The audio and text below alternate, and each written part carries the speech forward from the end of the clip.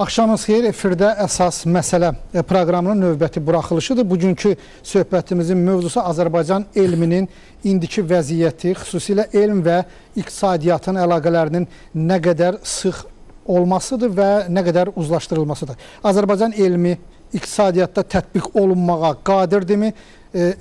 Qadirdirmi? Problemlər nədən ibarətdir və onlardan çıxış yolları hansılardır? Studiyada qonaqlarımız isə Azərbaycan Milli Elmlər Akademiyasının vitse-prezidenti, millət vəkili İsa Həbibbəyli, Milli Elmlər Akademiyasının akademik katibi, akademik Rasim Əliquliyev, Milli Elmlər Akademiyasının Yer Elmləri bölməsinin akademik katibi, akademik Fəxrəddin Qədirov, Kimya Elmləri bölməsinin akademik katibi Dilgəm Tağıyev, məndən solda Prezident yanında Elmin İnkişaf Fondunun icraçı direktoru Elçin Babayev, Azərbaycan Respublikası Sahibkarlar Konfederasiyasının prezidenti Məmməd Musayev və nəhayət Sahibkarlar Konfederasiyasının Elm Təhsil Komissiyasının sədri Eldar Qəhrəmanovdur. Studiyada isə bizim hörmətli alimlərimiz əyləşiblər. O cümlədən Azərbaycan Universitetinin Biznes Məktəbinin direktoru, dekanı Elçin Rəşidov bizim studiyamızdadır və onlar da veriliş boyu məsələlərin, mövzunun müzakirəsində fəal iştirak edəcəklər. İsa müəllim, əvvəl sizdən başlayaq ki, Azərbaycan Elmlər Akademiyasının bugünkü vəziyyəti necədir və orada hansı islahatlar aparılır ki, o daha çox, məsələn, nəzəri araşdırmalar aparmaqla yanaşı, həm də praktikaya yaxın olsun. Buyurun. Azərbaycan Elmlər Akademiyası müstəqil Azərbaycan dövlətinin elm siyasətini həyata keçirən əsas dövlət ali elmi təşkilatı qurumudur.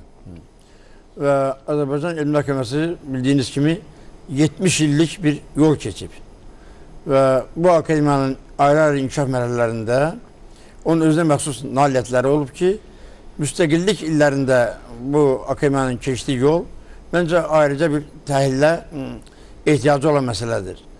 Müstəqilliyin başlanğıc illərindən sonra cəmiyyətdə baş verən deformasiyalar, o cümlədən Elmlər Akademiyasına da, onun ayrı-ayrı qurumlarının inkişafına da öz təsirini göstərməmiş deyildi. Lakin ölkəmizin prezidenti Cənab İlham Əliyevin apardığı məqsədyönlü ölkə miqyaslı siyasətlərin, islahatların həm də Azərbaycan Elmlər Akademiyasını əhatə eləməsi, akademiyada son illər əvvəlki illərin durğunluğundan yaxa qutarmaq və yeni inkişafa, yeni səviyyəli bir inkişaf başlama baxımından çox əhəmiyyətli olmuşdur. Akademiya hazırda, mən ciddi mənada demək istəyirəm ki, özünün böyük islahatlar dövrünü yaşayır. Akademiyada islahatlar hazırki səviyyədə bir çox istiqamətləri əhatə eləyir. Birinci, ilk növbədə akademiyada geniş struktur islahatlar aparılır. Yeni strukturlar yaranır və yaxud da mövcud strukturlar mobilləşir, yeniləşir, təkmilləşdirilir. Bu istiqamətdə son vaxtlarda yaranan bir neçə ayrıca elmi tədqiqat institutunu qeyd etmək istərdim. Dünya Siyasəti İnstitutu, Elm Tarixi İnstitutları artıq yaradılıb, mikrobiyologiya istiqamətində institut artıq fəaliyyətə başlayıb. Bu bizim müstəqillik dövrü akademiyada yaranan yeni quruluşlardır. Eyni zamanda bir çox elmi tədqiqat institutlarının nəinki adı formal dəyişdirilib, adına uyğun fəaliyyət istiqamətləri, onun həm nəzəri mahiyyəti, həm də konkret olaraq praktikaya yönəldilməsi baxımından addımlar atılıb. Bu cəhətdə mən kimya institutlarının adını qeyd etmək istərdim. Yer elmlərinə aid olan geologiya institutunun adını qeyd etmək istərdim.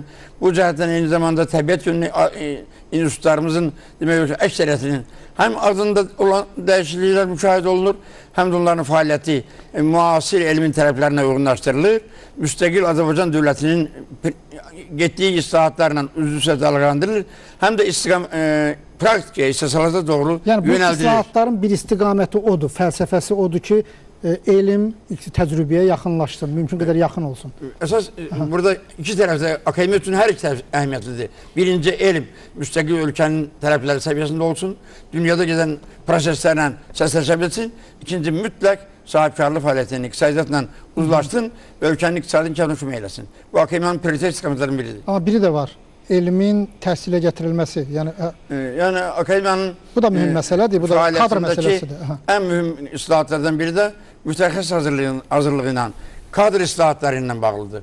Bu istiqamətdəki ən böyük işi mən hesab edirəm ki, akademiyanın tarixində ilk dəfə olaraq magistratura təhsilinin açılmasıdır. Bizim bu il akademiyada dövlət başçımızın razılığı ilə İlk dəfə magistratura təhsili təşkil olunacaqdır. Bu MDM məkanında olan akademiyaların içərisində ilk dəfə Azərbaycan tətbiq olunan məsələdir. Magistraturanın akademiyada təşkili yeni elmi nəslin akademiyada cəlb olunmasına, kadr hazırlığına, müstəqil dövlətin maraqları əsasında formalaşmış gəncliyin, müstəqil ölkənin elm siyasətini daşıyan səviyyədə formalaşmasına böyük təkan verəcəkdir. Eyni zamanda akademiyada doktorantura təhsili də təkmilləşdirilir. Lüzumsuz ixtisaslar doktorantura ixtisaslarının dövriyyəsindən çıxarılır. Bir sıra cəmiyyətin, elmin, istehsalatın, müstəqil dövlətin meydana çıxartdığı ixtisaslar. Lüzumsuz ixtisaslar deyəndə nəyə nəzərdə tutur? Praktik əhəmiyyəti olmayan. Belə də. Mən deyərdim, həm praktik əhəmiyyəti olmayan, həm də ciddi nəzəri əhəmiyyəti olmayan, təbliğat xarakteri daşıyan, yəni konkret nə cəmiyyətə, nə də istehsalata fayda verməyən istiqamətə məzun tuturam. Bu mənada akademiyada magistratura təhsilinin başlaması ilə bir yerdə, eyni zamanda doktorantura təhsili sahəsində də ciddi addımlar atılır. Və bu ölkəmizdə sözün əsl mənasında müstəqil dövlətin həm ideya, siyasi tərəflərinə, həm də iqtisadi inkişaf prosesindən uyğun olan yeni nəslin hazırlanmasına istiqamətləndirir. Çox sağ olun, təşəkkür edirəm. Rasim müəllim, Azərbaycan elmi, İsa müəllim dedi ki, artıq elmin praktikaya yaxın, praktika deyəndə də iqtisadiyyata yaxınlaşması ilə bağlı islahatların tərkib hissəsidir. Bugün Azərbaycan Elmlər Akademiyası rentabellidirmi? Yaxud hansısa bir hissəsi rentabellidir, hansısa bir hissəsi rentabelli deyil. Rentabellidirmi? Nə qədər özünü maliyyələşdirə bilir? Bu biraz hələ tezdir ki, demək ki, Azərbaycan elmi rentabellidir ya yox. Çünki Azərbaycan elminin əsas maliyyə mənbəsi dövlət büdcəsidir. Dövlətin hesabına, dövlət büdcəsinin hesabına Azərbaycan elmi maliyyələşir. Amma söhbət ondan gedir ki, hörmətli İsa müəllimin qeyd etdiyi kimi, artıq Azərbaycan elminin prioritetləri dəyişməkdədir. Çünki keçmişdən qalan problemlər var, istiqamətlər var ki, onlar artıq İsa müəllimin qeyd etdiyi kimi lüzumsuzdur. Bu günləri nə ümumiyyətlə beynəlxalq o elmin tələblərinə cavab vermir. Eyni zamanda Azərbaycanın da maraqlarına, hətta onunla humanitar ictimai istiqamətdə olan elmlərə də aid etmək olar ki, Azərbaycanın müstəqil Azərbaycanın milli ideologiyasının formalaşmasına xidmət edən, Azərbaycanın tarixinə, dilinə, keçmişinə, ədəbiyyatına və s. yenidən baxış, yəni hansısa bir ideoloji, belə deyək ki, təpkinin mövqeyindən yox, yəni vaxtı ilə bilirsiniz ki, müəyyən məhdudiyyətlər var idi, amma hal-hazırda müstəqil Azərbaycanın özünün keçmişinə bir projektor salmaq, yenidən baxmaq, o araşdırılmayan mövzulara yenidən baxmaq kimi məsələlərlə yanaşı, eyni zamanda sizin qeyd etdiyiniz kimi Azərbaycan elminin bu ilin qarşısına qoyulubdur ki, biliklər cəmiyyətinin formalaşması, ölkə başçısı cənab İlham Əliyevin qeyd etdiyi kimi Azərbaycan 2020 gələcəyə baxış inkişaf konsepsiyasının hədəfi olan biliklər sisteminin formalaşmasında Azərbaycan elminin qarşısında mühüm vəzifələr durur. Ona görə də Azərbaycan elminin qarşısında duran vəzifələr müxtəlifdir. Yəni bir tərəfdən fundamental elmlərin inkişafı, yəni fizika, riyaziyyat, kimya və s. digər tərəfdən də tətbiqi elmlər var ki, onların artıq araşdırdığı məsələlər Azərbaycan yönümlü olmalıdır. Azərbaycan iqtisadiyyatına, Azərbaycan biznesinə, sahibkarlarla münasibətlər qurmalıdır. Ona görə də o bahalı texnologiyaları xaricdən gətirmək çox böyük maliyyə tələb edir. Azərbaycanın iqtisadiyyatına ziyan vurur, vətəndaşlara ziyan vurur. Ona görə də Azərbaycanda bütün istiqamətlər üzrə inkişaf, bir tərəfdən informasiya texnologiyalarının gətirdiyi yeniliklər, yəni ölkədə yaranan bu imkanlar və Azərbaycan elmi prioritetlərinin dəyişilməsi və ölkədə bu günləri Azərbaycan elminin yenidən koordinasiya olunması, idarə olunmasının, maliyyələşdirilməsinin, innovativ yolu edilməsi istiqamətində müəyyən işlər aparılır. Bugün siz dediniz ki, rentabellidir demək hələ tezdir. Bəli. Amma bugün görülən işlər gələcək üçün hansısa bir ümid verirmi? Bəli. Əlbəttə, bütün bu günləri Azərbaycanda aparılan işlər, ölkə başçısı tərəfindən elmdə aparılan islahatlar, həm Elmlər Akademiyasına yox, eyni zamanda təhsildə və digər nazirliklərdə olan elmi qurumların da fəaliyyəti bu günləri ona yönəldilib ki, Azərbaycan elmi, Azərbaycan iqtisadiyyatına, Azərbaycan xalqına əhəmiyyət verə biləcək, mənfəət verə biləcək işlərlə məşğul olsunlar.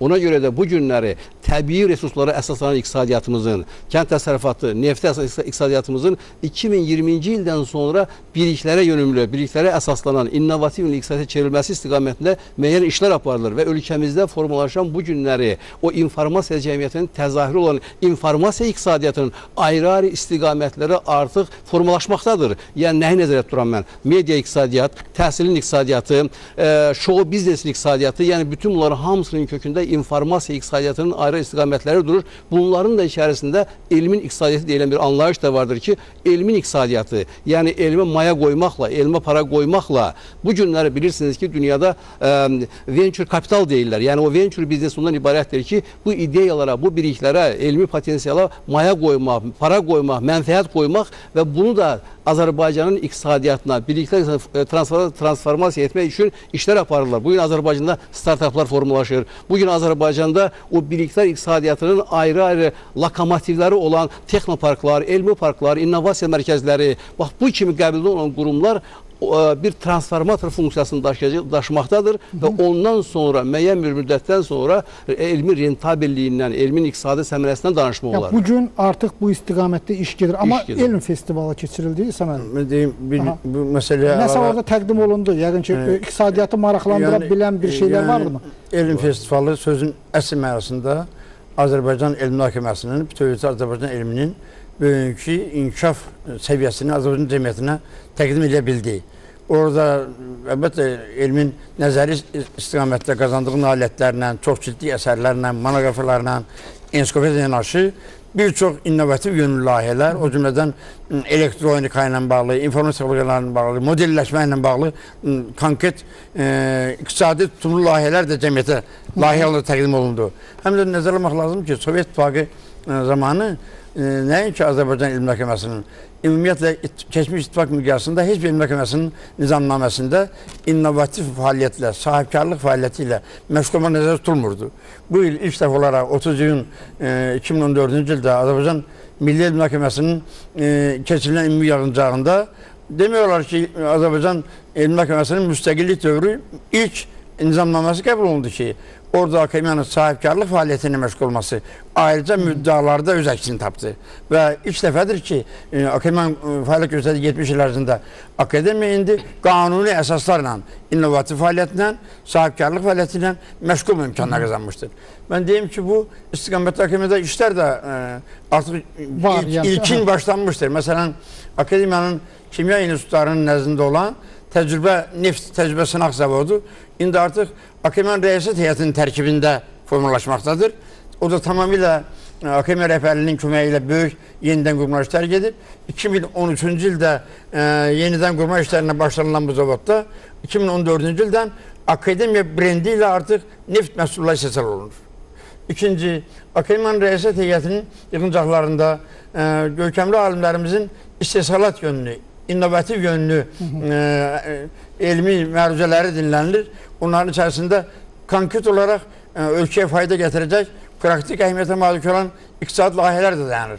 Məsələn, fizika alimlərinin dinlənilən, təklif olunan məruzələr əsasında dinlənilən demək, məruzələrdən çıxan nəsələrdən biri də budur ki, Azərbaycanda lüminescent diodları, zavodları tikmək mümkündür. Bunun üçün elm, bütün texniki və nəzəri hazırlığı var və bunu cəmiyyətə təqdim edə bilər.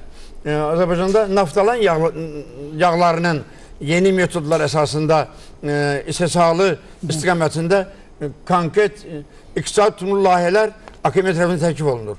Naxçıvan bölməsində çay tikanı yağı, ablipixo yağı deyilən yağın artıq çoxdandır ki, istehsalına başlanıb. Dərman bitkiləri istehsal olunur. Bugün Azərbaycan Elm Məhkəməsi innovativ yönlü, sahibkarlıq yönlü fəaliyyəti həm nəzəri cəhətdən nizamnamə səviyyəsində dəstək almışdır. Fəaliyyətinin istiqamətlərinin bilinə onu daxil etmişdir. Həm də artıq bu cür fəaliyyətə başlamışdır. Mən hesab edirəm ki, akademiyanın cəmiyyətə verəcəyi iqtisadi fayda təkcə konkret istehsallarla bağlı olan iqtisadiyyatla əlaqədar deyildir. Akademiyanın hazırlayıb çap edəcəyi çox ciddi əsərlər, ensiklopediyalar, nəşrlər, kitablar ki, onlar Azərbaycan yeni cəmiyyət formalaşmağa kömək edir. Burada həmin cəmiyyətin, müstəqil dövlətin milli ideologiyasını, Azərbaycançılıq məfkurəsinin elmi nəzəri əsaslarını açıb yeni nəsilləri tərbiyə edə biləcək, formalaşdıra biləcək əsərlər. Həm də eyni zamanda həm texnika sahəsini, təbiət elmlərini, digər iqtisadiyyat elmi, digər elm sahələrini də modelləşdirən, onun gələcəyini əks etdirən, yeni nəsli böyüdən elmi əsərlərin özünün çap olunub, nəşr olunması da və cəmiyyət çatması özü də iqtisadi tutumlu layihədir. Bu istiqamətdə akademiyanın atdığı mühüm addımlar vardır. Çox son. Bu İntiqam müəllim, siz və deməli Fəxrəddin müəllim, sizin sahələr yəni ki, dəqiq elmlərdir, yer elmləri və kimya. Sizin sahədə bu istiqamətdə vəziyyət necədir? Bilirəm ki, sizin iqtisadiyyata konkret təklifləriniz olub və var. Buyurun. Bilirsiniz, yer elmləri bölməsi ənənəvi olaraq geologiya, geofizika, neft-qaz yataqlarının işlənilməsinə aid olan bir elm sahəsidir. Və ənənəvi olaraq hər zaman burada aparılan tədqiqatlar öz tətbiqini tapmışdır. Yəni, nəzərə alsaq ki, bugün Azərbaycanda bizim nə qədər neft-qaz yataqları var və bunun hamısında Azərbaycan Milli Elmlər Akademiyasının alimlərinin, onların yaratdığı məktəblərin çox böyük rolu olmuşdur. Yəni, demək olar ki, bütün bu neft yataqları, onların işlədilmə prinsipləri, hamısı akademiyanın divarları arasında hazırlanmışdır. Yəni, mən bir çox alimlərin adını çəkə bilərəm burada. İndi də biz bunları nəzərə alaraq, prioritet istiqamətlərimizi biraz dəyişdirdik. Bugünkü günümüzə uyğun olaraq onları hazırladıq və artıq biz anladıq ki, yeni neft və qaz yataqlarının kəşfi üçün yeni metodların hazırlanmasına zərurət duyulur. Baxın, bu bir fundamental tədqiqatdır. İndi hal-hazırda bizim institutlarda belə bir fundamental tədqiqatlarla məşğul olurlar. Və bizə bu sifariş işdə... əsasında, yoxsa bəli, necə? Sifariş əsasında. Sizə kim sifariş verir? Bizə bunu neft şirkəti, Azərbaycan Dövlət Neft Şirkəti sifariş vermişdir. Xarici şirkətlər vermiş, Azərbaycan Xarici şirkətlər də verirlər. Orada o da olur. Bəli, bir neçə işlərimiz onlarla olmuşdur. Biz artıq tətbiqi geologiya, tətbiqi geofizika sahələrində... Siz hansısa bir müəyyən vəsait artıq öz institutda cəlb eləyə bilirsiniz? Cəlb eləyə bilirik, bəli. Mən düşünürəm ki, geologiya və geofizika elmi ənənəvi sahələr olduğuna görə bu akademiya daha çox dividend və gəlir gətirən bir sahəyə çevrilə bilər. Sizin bununla bağlı, yəni ki, bu daxil olan vəsaiti institutda tədqiqatların dərinləşdirilməsinə və alimlərin sosial ehtiyaclarına xərcləmək üçün hansı bir hüquqi qanunvericilik probleminiz varmı? Yoxsa bu islahatlar, İsam müəllim dediyi islahatlar buna kömək eləyir? Ki, birbaşa özünüz hiss eləyəsiniz. Bu islahatlar əlbəttə bizə gənc alimlərin mükafatlandırılması üçün şərait yaradır. Biz onları təhsilinə o pulları xərcləyə bilirik. Belə imkanlar vardır, bəli. Biz o gənc alimlərin yetişməsinə demək olar ki, və yeni avadanlıqların alınmasına bu pulları xərcləyə bilirik. Bu ənənəvi biz Azərbaycanda, yəni ki, bu siz, Dilqəm müəllim, kimya sahəsindən bağlı. İsam müəllim dedi, bəzi məsələlərə toxundu, siz biraz da dərinləşdirə bilərsiniz, zəhmət olmasa. Biraz başqa istiqamətdə demək istəyirəm. Ümumiyyətlə, dinləyicilər də bilsinlər ki, bütün təbiət elmləri arasında kimya elmi ən yaradıcı elmdir. Biologiya təbiətin yaratdıqlarını öyrənir. Fizika kainatın yaratdıqlarını öyrənir. Kimyaçılar isə öz yaratdıqlarını öyrənirlər.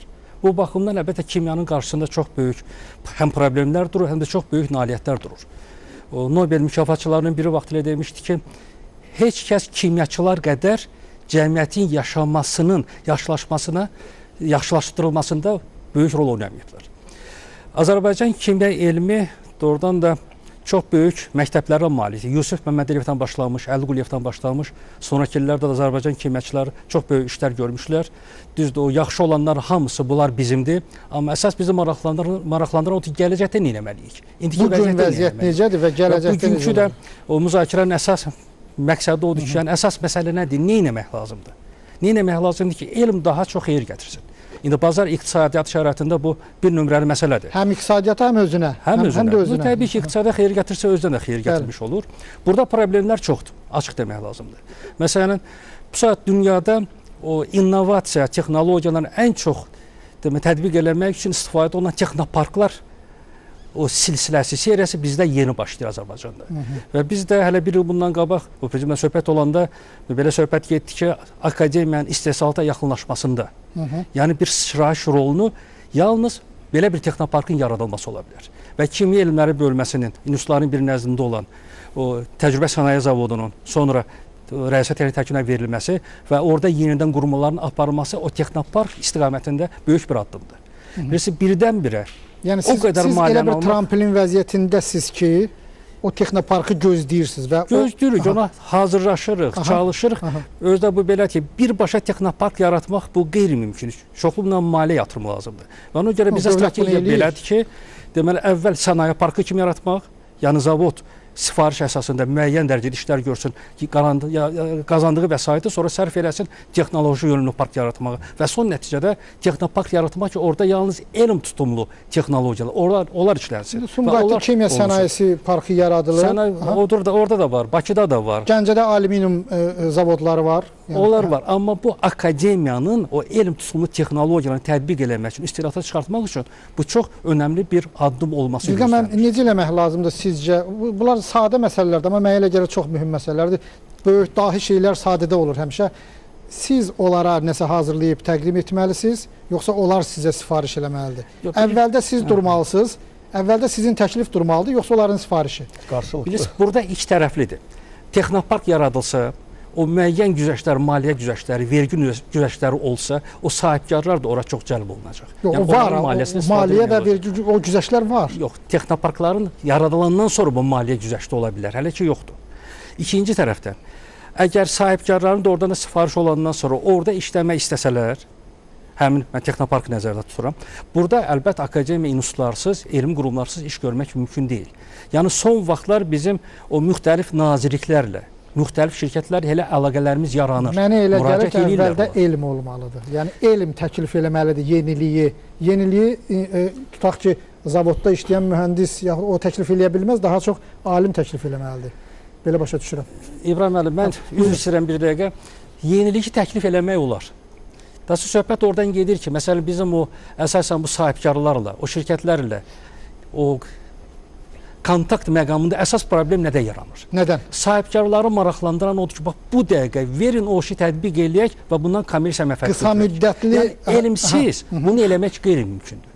Yəni əvvəl elm lazımdır ki, sonra bunları tətbiq eləmək çox tez nəticəsi olan layihələr istəyirlər, ixtiralar istəyirlər və venture, yəni kredit vermirlər, belə deyək. Kredit yoxdur. Təəssüf olsun ki, Azərbaycanda ümumiyyətlə venture fondları yoxdur, venture bankları yoxdur. Xaricdə bunlar çox geniş yayılır. Amma bizdə onlar elə yox. Əvvəl sual verim Elçin müəllimə. Prezident yanında Elmin İnkişaf Fonduna, onların da bu işə aidiyyəti var. Kredit verilməsi və grantlar verilməsi. Sonra da Məmməd müəllimlə söhbət edəcəyik. Elçin müəllim, necə bu problemi necə aradan qaldırmaq olar? Bu sizin fond bir institutdur, prezident tərəfindən yaradılıb ki, bu cür layihələri, bu cür problemlər olanda onları maliyyələşdirsin. Yoxsa necə? Bilirsiniz, məsələyə biz uzaqdan yanaşsaq, təbiidir ki, ölkədə dinamik inkişaf var və bu inkişaf elmdə, təhsildə özünü göstərir və ölkə başçısı konkret vəzifə qoyub. Yəni vəzifələrdən biri də ölkəmizi regionun elm mərkəzinə çevirməkdir. Təbiidir ki, burada tək fundamental elm və nəzəri tədqiqatlarla kifayətlənmək olmaz və mütləq tətbiqi sahələr olmalıdır ki, biz... İqtisadiyyat özü istəyir bunu, yəni ki, tələb edir. Amma burada bilirsiniz, əgər açıq danışsaq, mən belə hesab edirəm ki, problem elm və iqtisadiyyat təmsilçiləri arasında inamsızlıqdan irəli gəlir. Sizin sözünüzə mən tam razıyam. Kredit üçün etimad lazımdır. Bəli, ilk növbədə elm qabağa düşməlidir.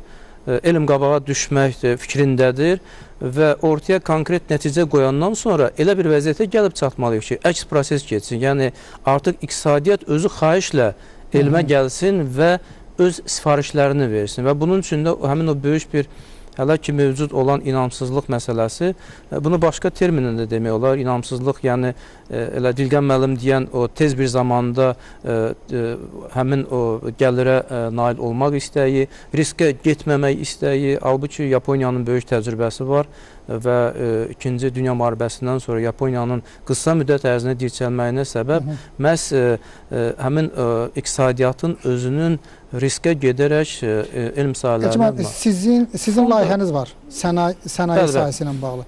Elan eləmək, nədir onun mahiyyəti?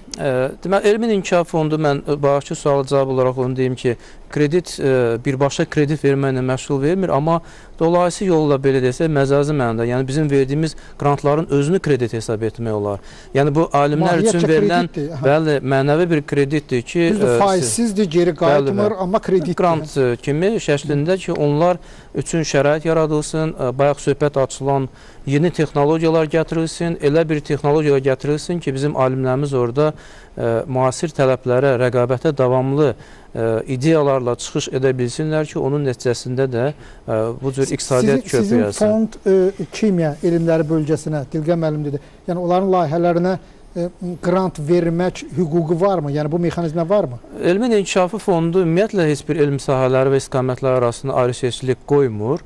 Sadəcə burada ən böyük meyar elmi tutumlu və praktiki tərəfi olan deməli layihələrin təqdim olunmasıdır. Bax, biz sənaye qrantını elan etmişik. Niyə? Çünki ilin əvvəlində ölkə başçısı tərəfindən 2014-cü il sənaye ili elan olunubdur.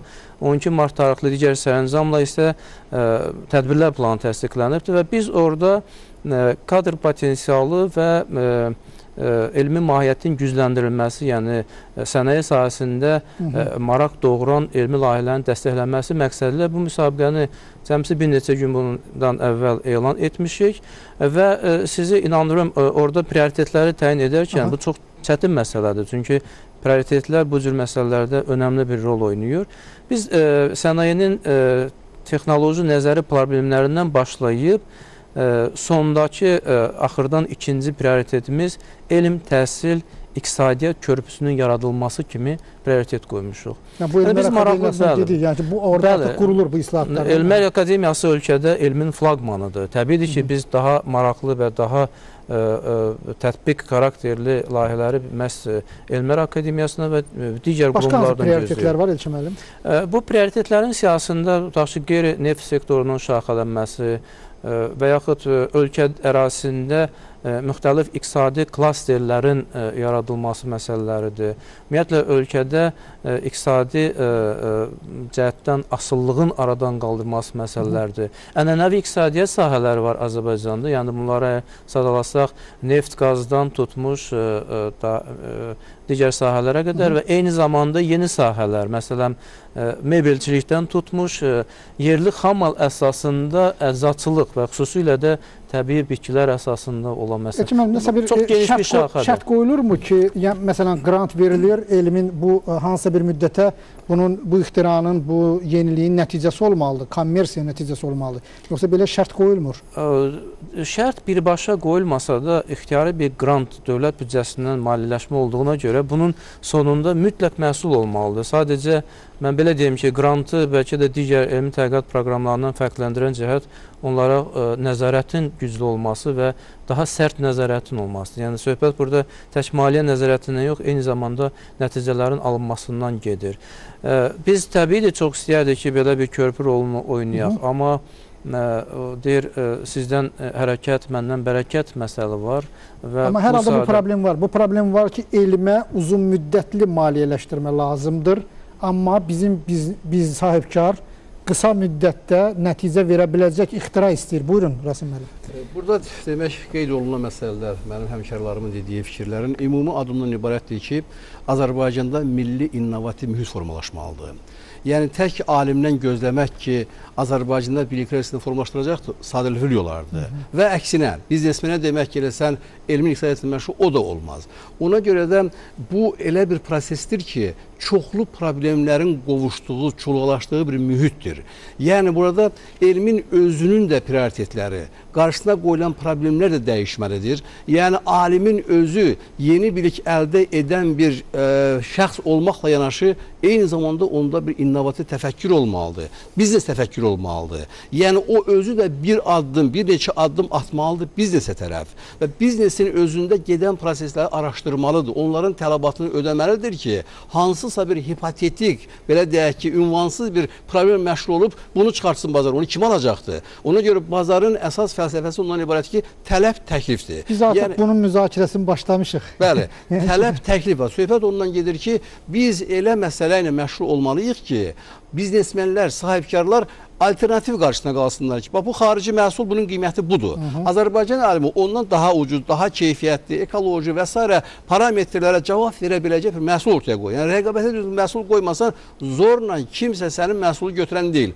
Ona görə də Azərbaycan Milli Elmlər rəhbərliyinin əsas vəzifəsindən biri ondan ibarətdir ki, Azərbaycan alimlərinin, elmi tədqiqat qurumlarında araşdırılan problemlərə yenidən baxmaq lazımdır. Və onlara səsləyir ki, baxın, biznes sektorda, dövlət hakimiyyəti orqanlarında, istehsal məsələn, nə araşdırılır, onların nəyə tələbatları var, bax, bu körpülər qurulur. Ona görə də bir tərəfdən biznes, bir tərəfdən məşhur bir söz var ki, innovativ mühitin əsas dayaqları elmdir, təhsildir, istehsaldır. Bu üçbucaq yaxşı qurulmalıdır. Burada qarşılıqlıdır. Biz bayaq dedik ki, elm yeniliyi təqdim eləməlidir.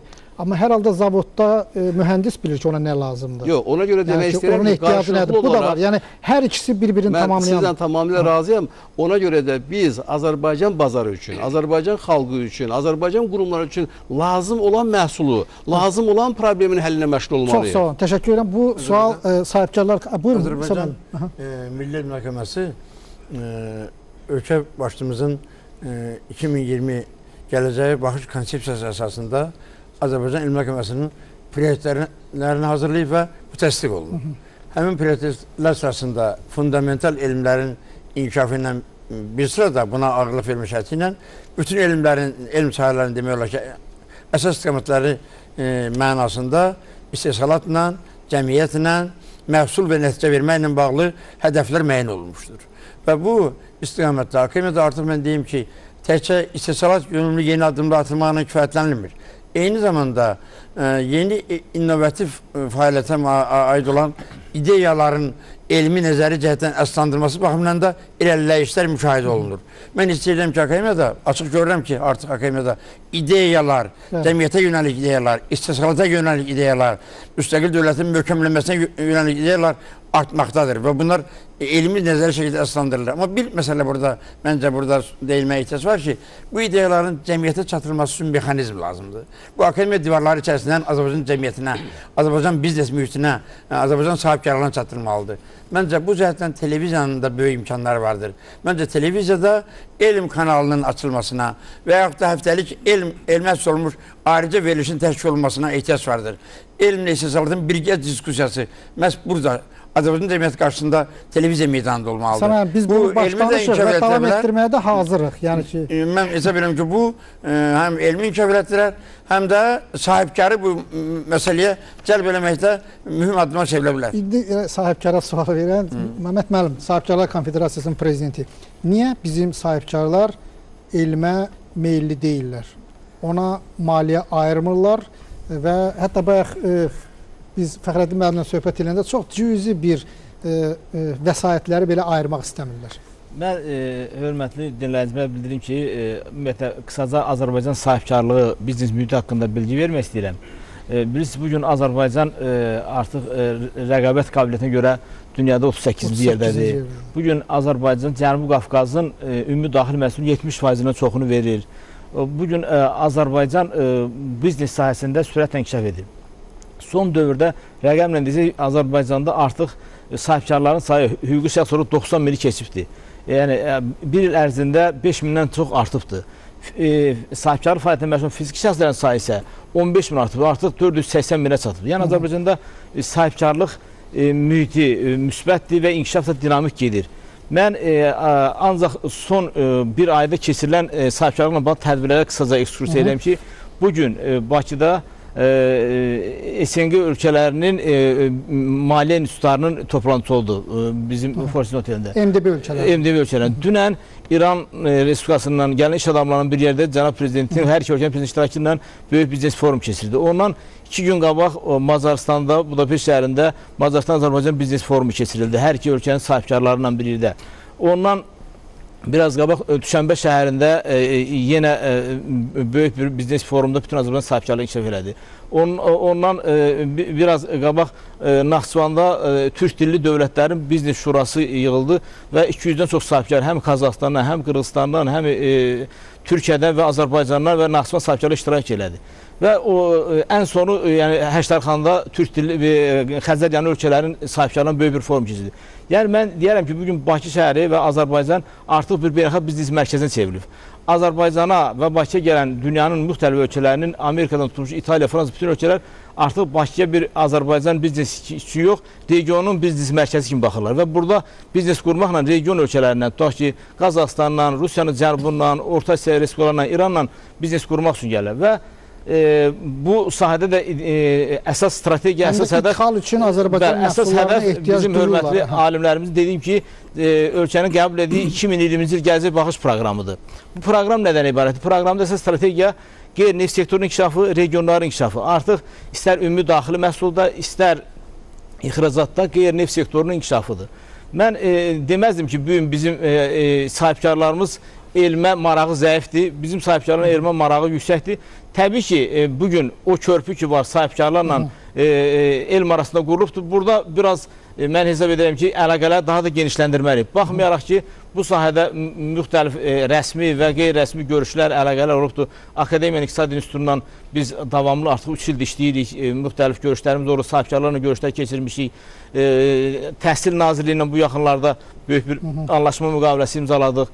İqtisad Universitetində biznes inkubatorlar yaradıldı və bizim də... Məsələn, Elmlər Akademiyası ilə, məsələn, bizim sənayeçilərin Kimya İnstitutu ilə, Kimya bölümü ilə, tutaq ki, bir ünsiyyəti, bir fikir mübadiləsi. Təbii ki, mən hesab edirəm, burada biraz, belə deyək, zəiflik var, biz bunu artırmalıyıq, canlandırmalıyıq və biz konfederasiya nəzdə ən vacibi elm, təhsil və peşə təhsili komissiyası yaratmışıq. Təcrübəli Azərbaycan Universiteti rektoru İldar müəllim özü deyəcəkdir. Burada da məqsəd elmlə, təhsillə və peşə təhsili ilə sahibkarların arasında körpü rol oynamaqdır. Təbii ki, sahibkarlar əgər desəydik ki, bugün belə deyək də vəsaitin qədrini bilmir, onda mən hesab edirəm ki, o sahibkar olmazdı. Dünyada ənənə var, əvvəldən də belə olubdur. Sahibkar həmişə qənaətçil olur, sahibkar səmərəli olur. Ancaq düzdür, dünyada bunun yeni modelləri var.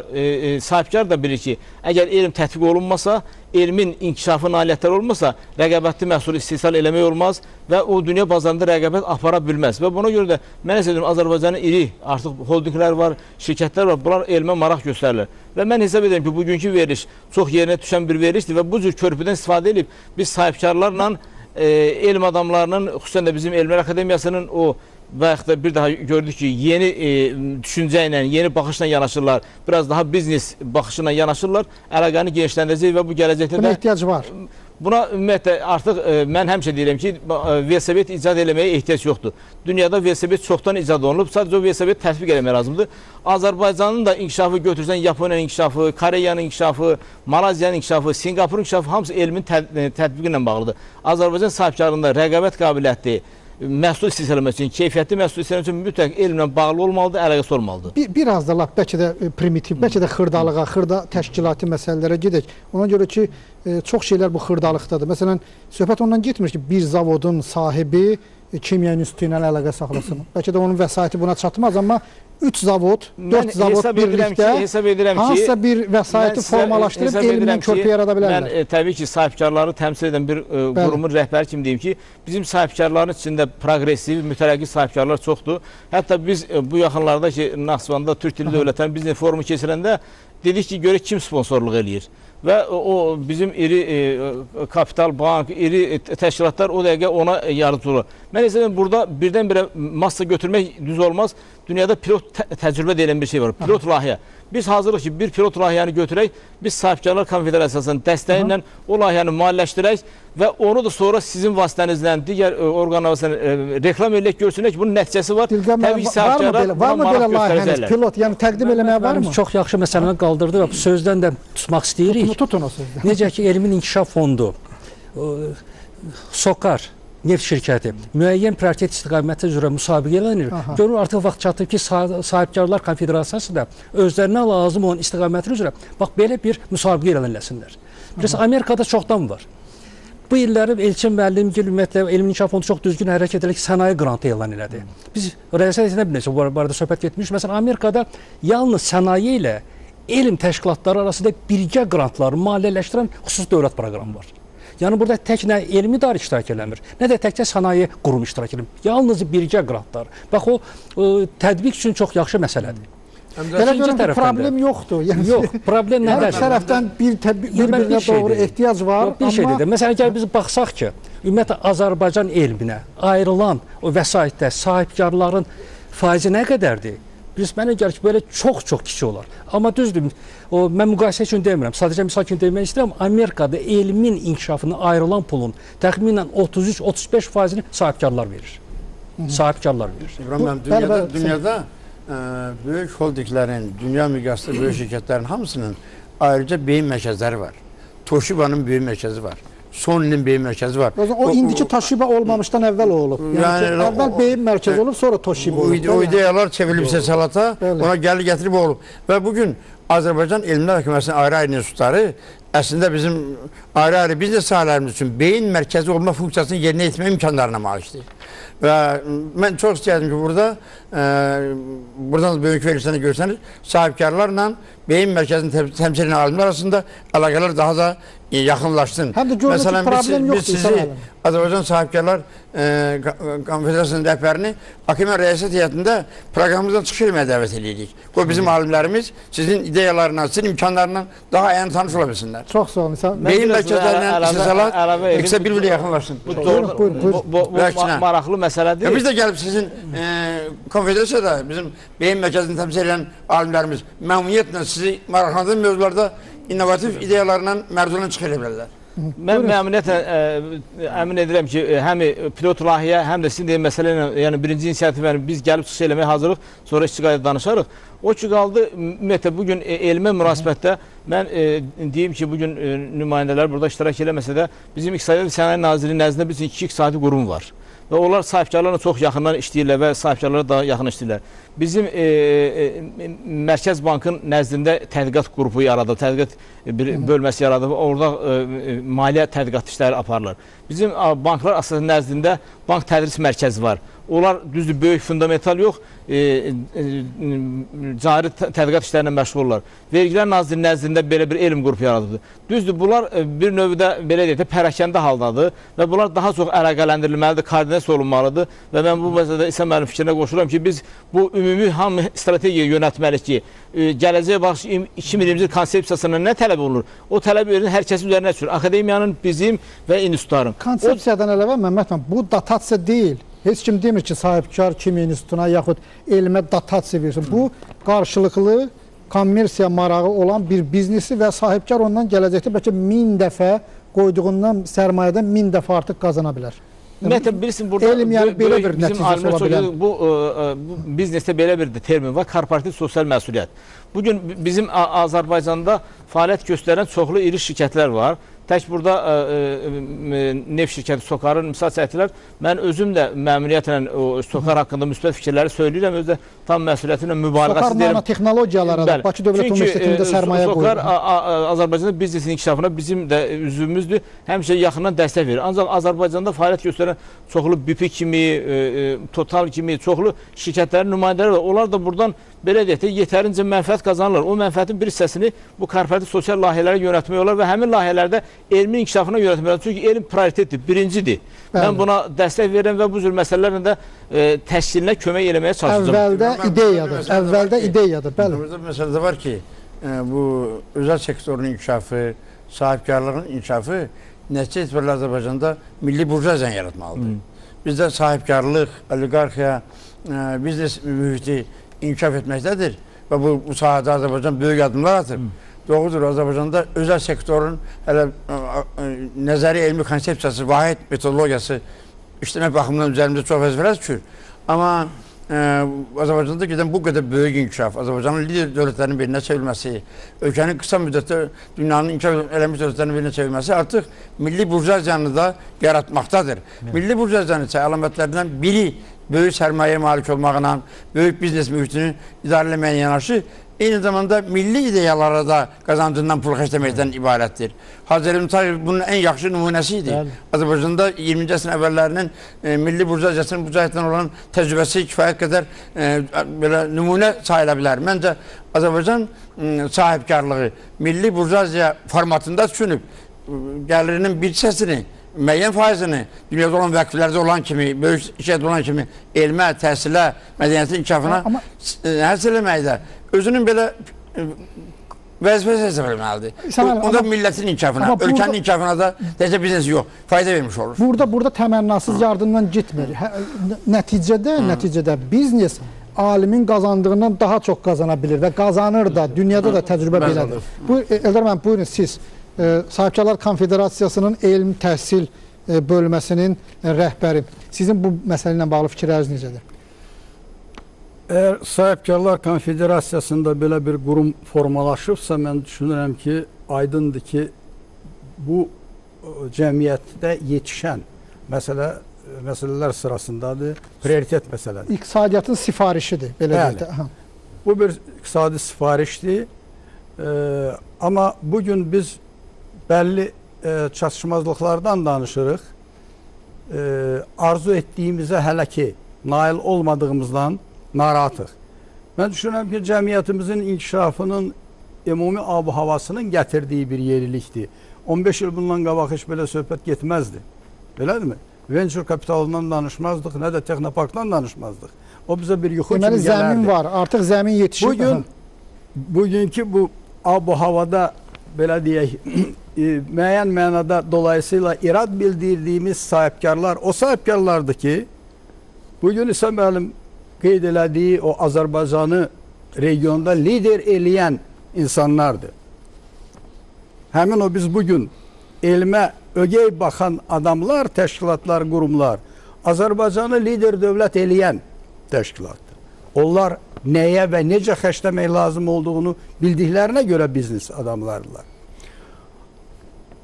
Necə elm bütövlükdə bir ifadədə elm deyirik, amma onun bir çox çalarları var. Tətbiqi elm bugün lazımdır. Bəlkə də gecikib.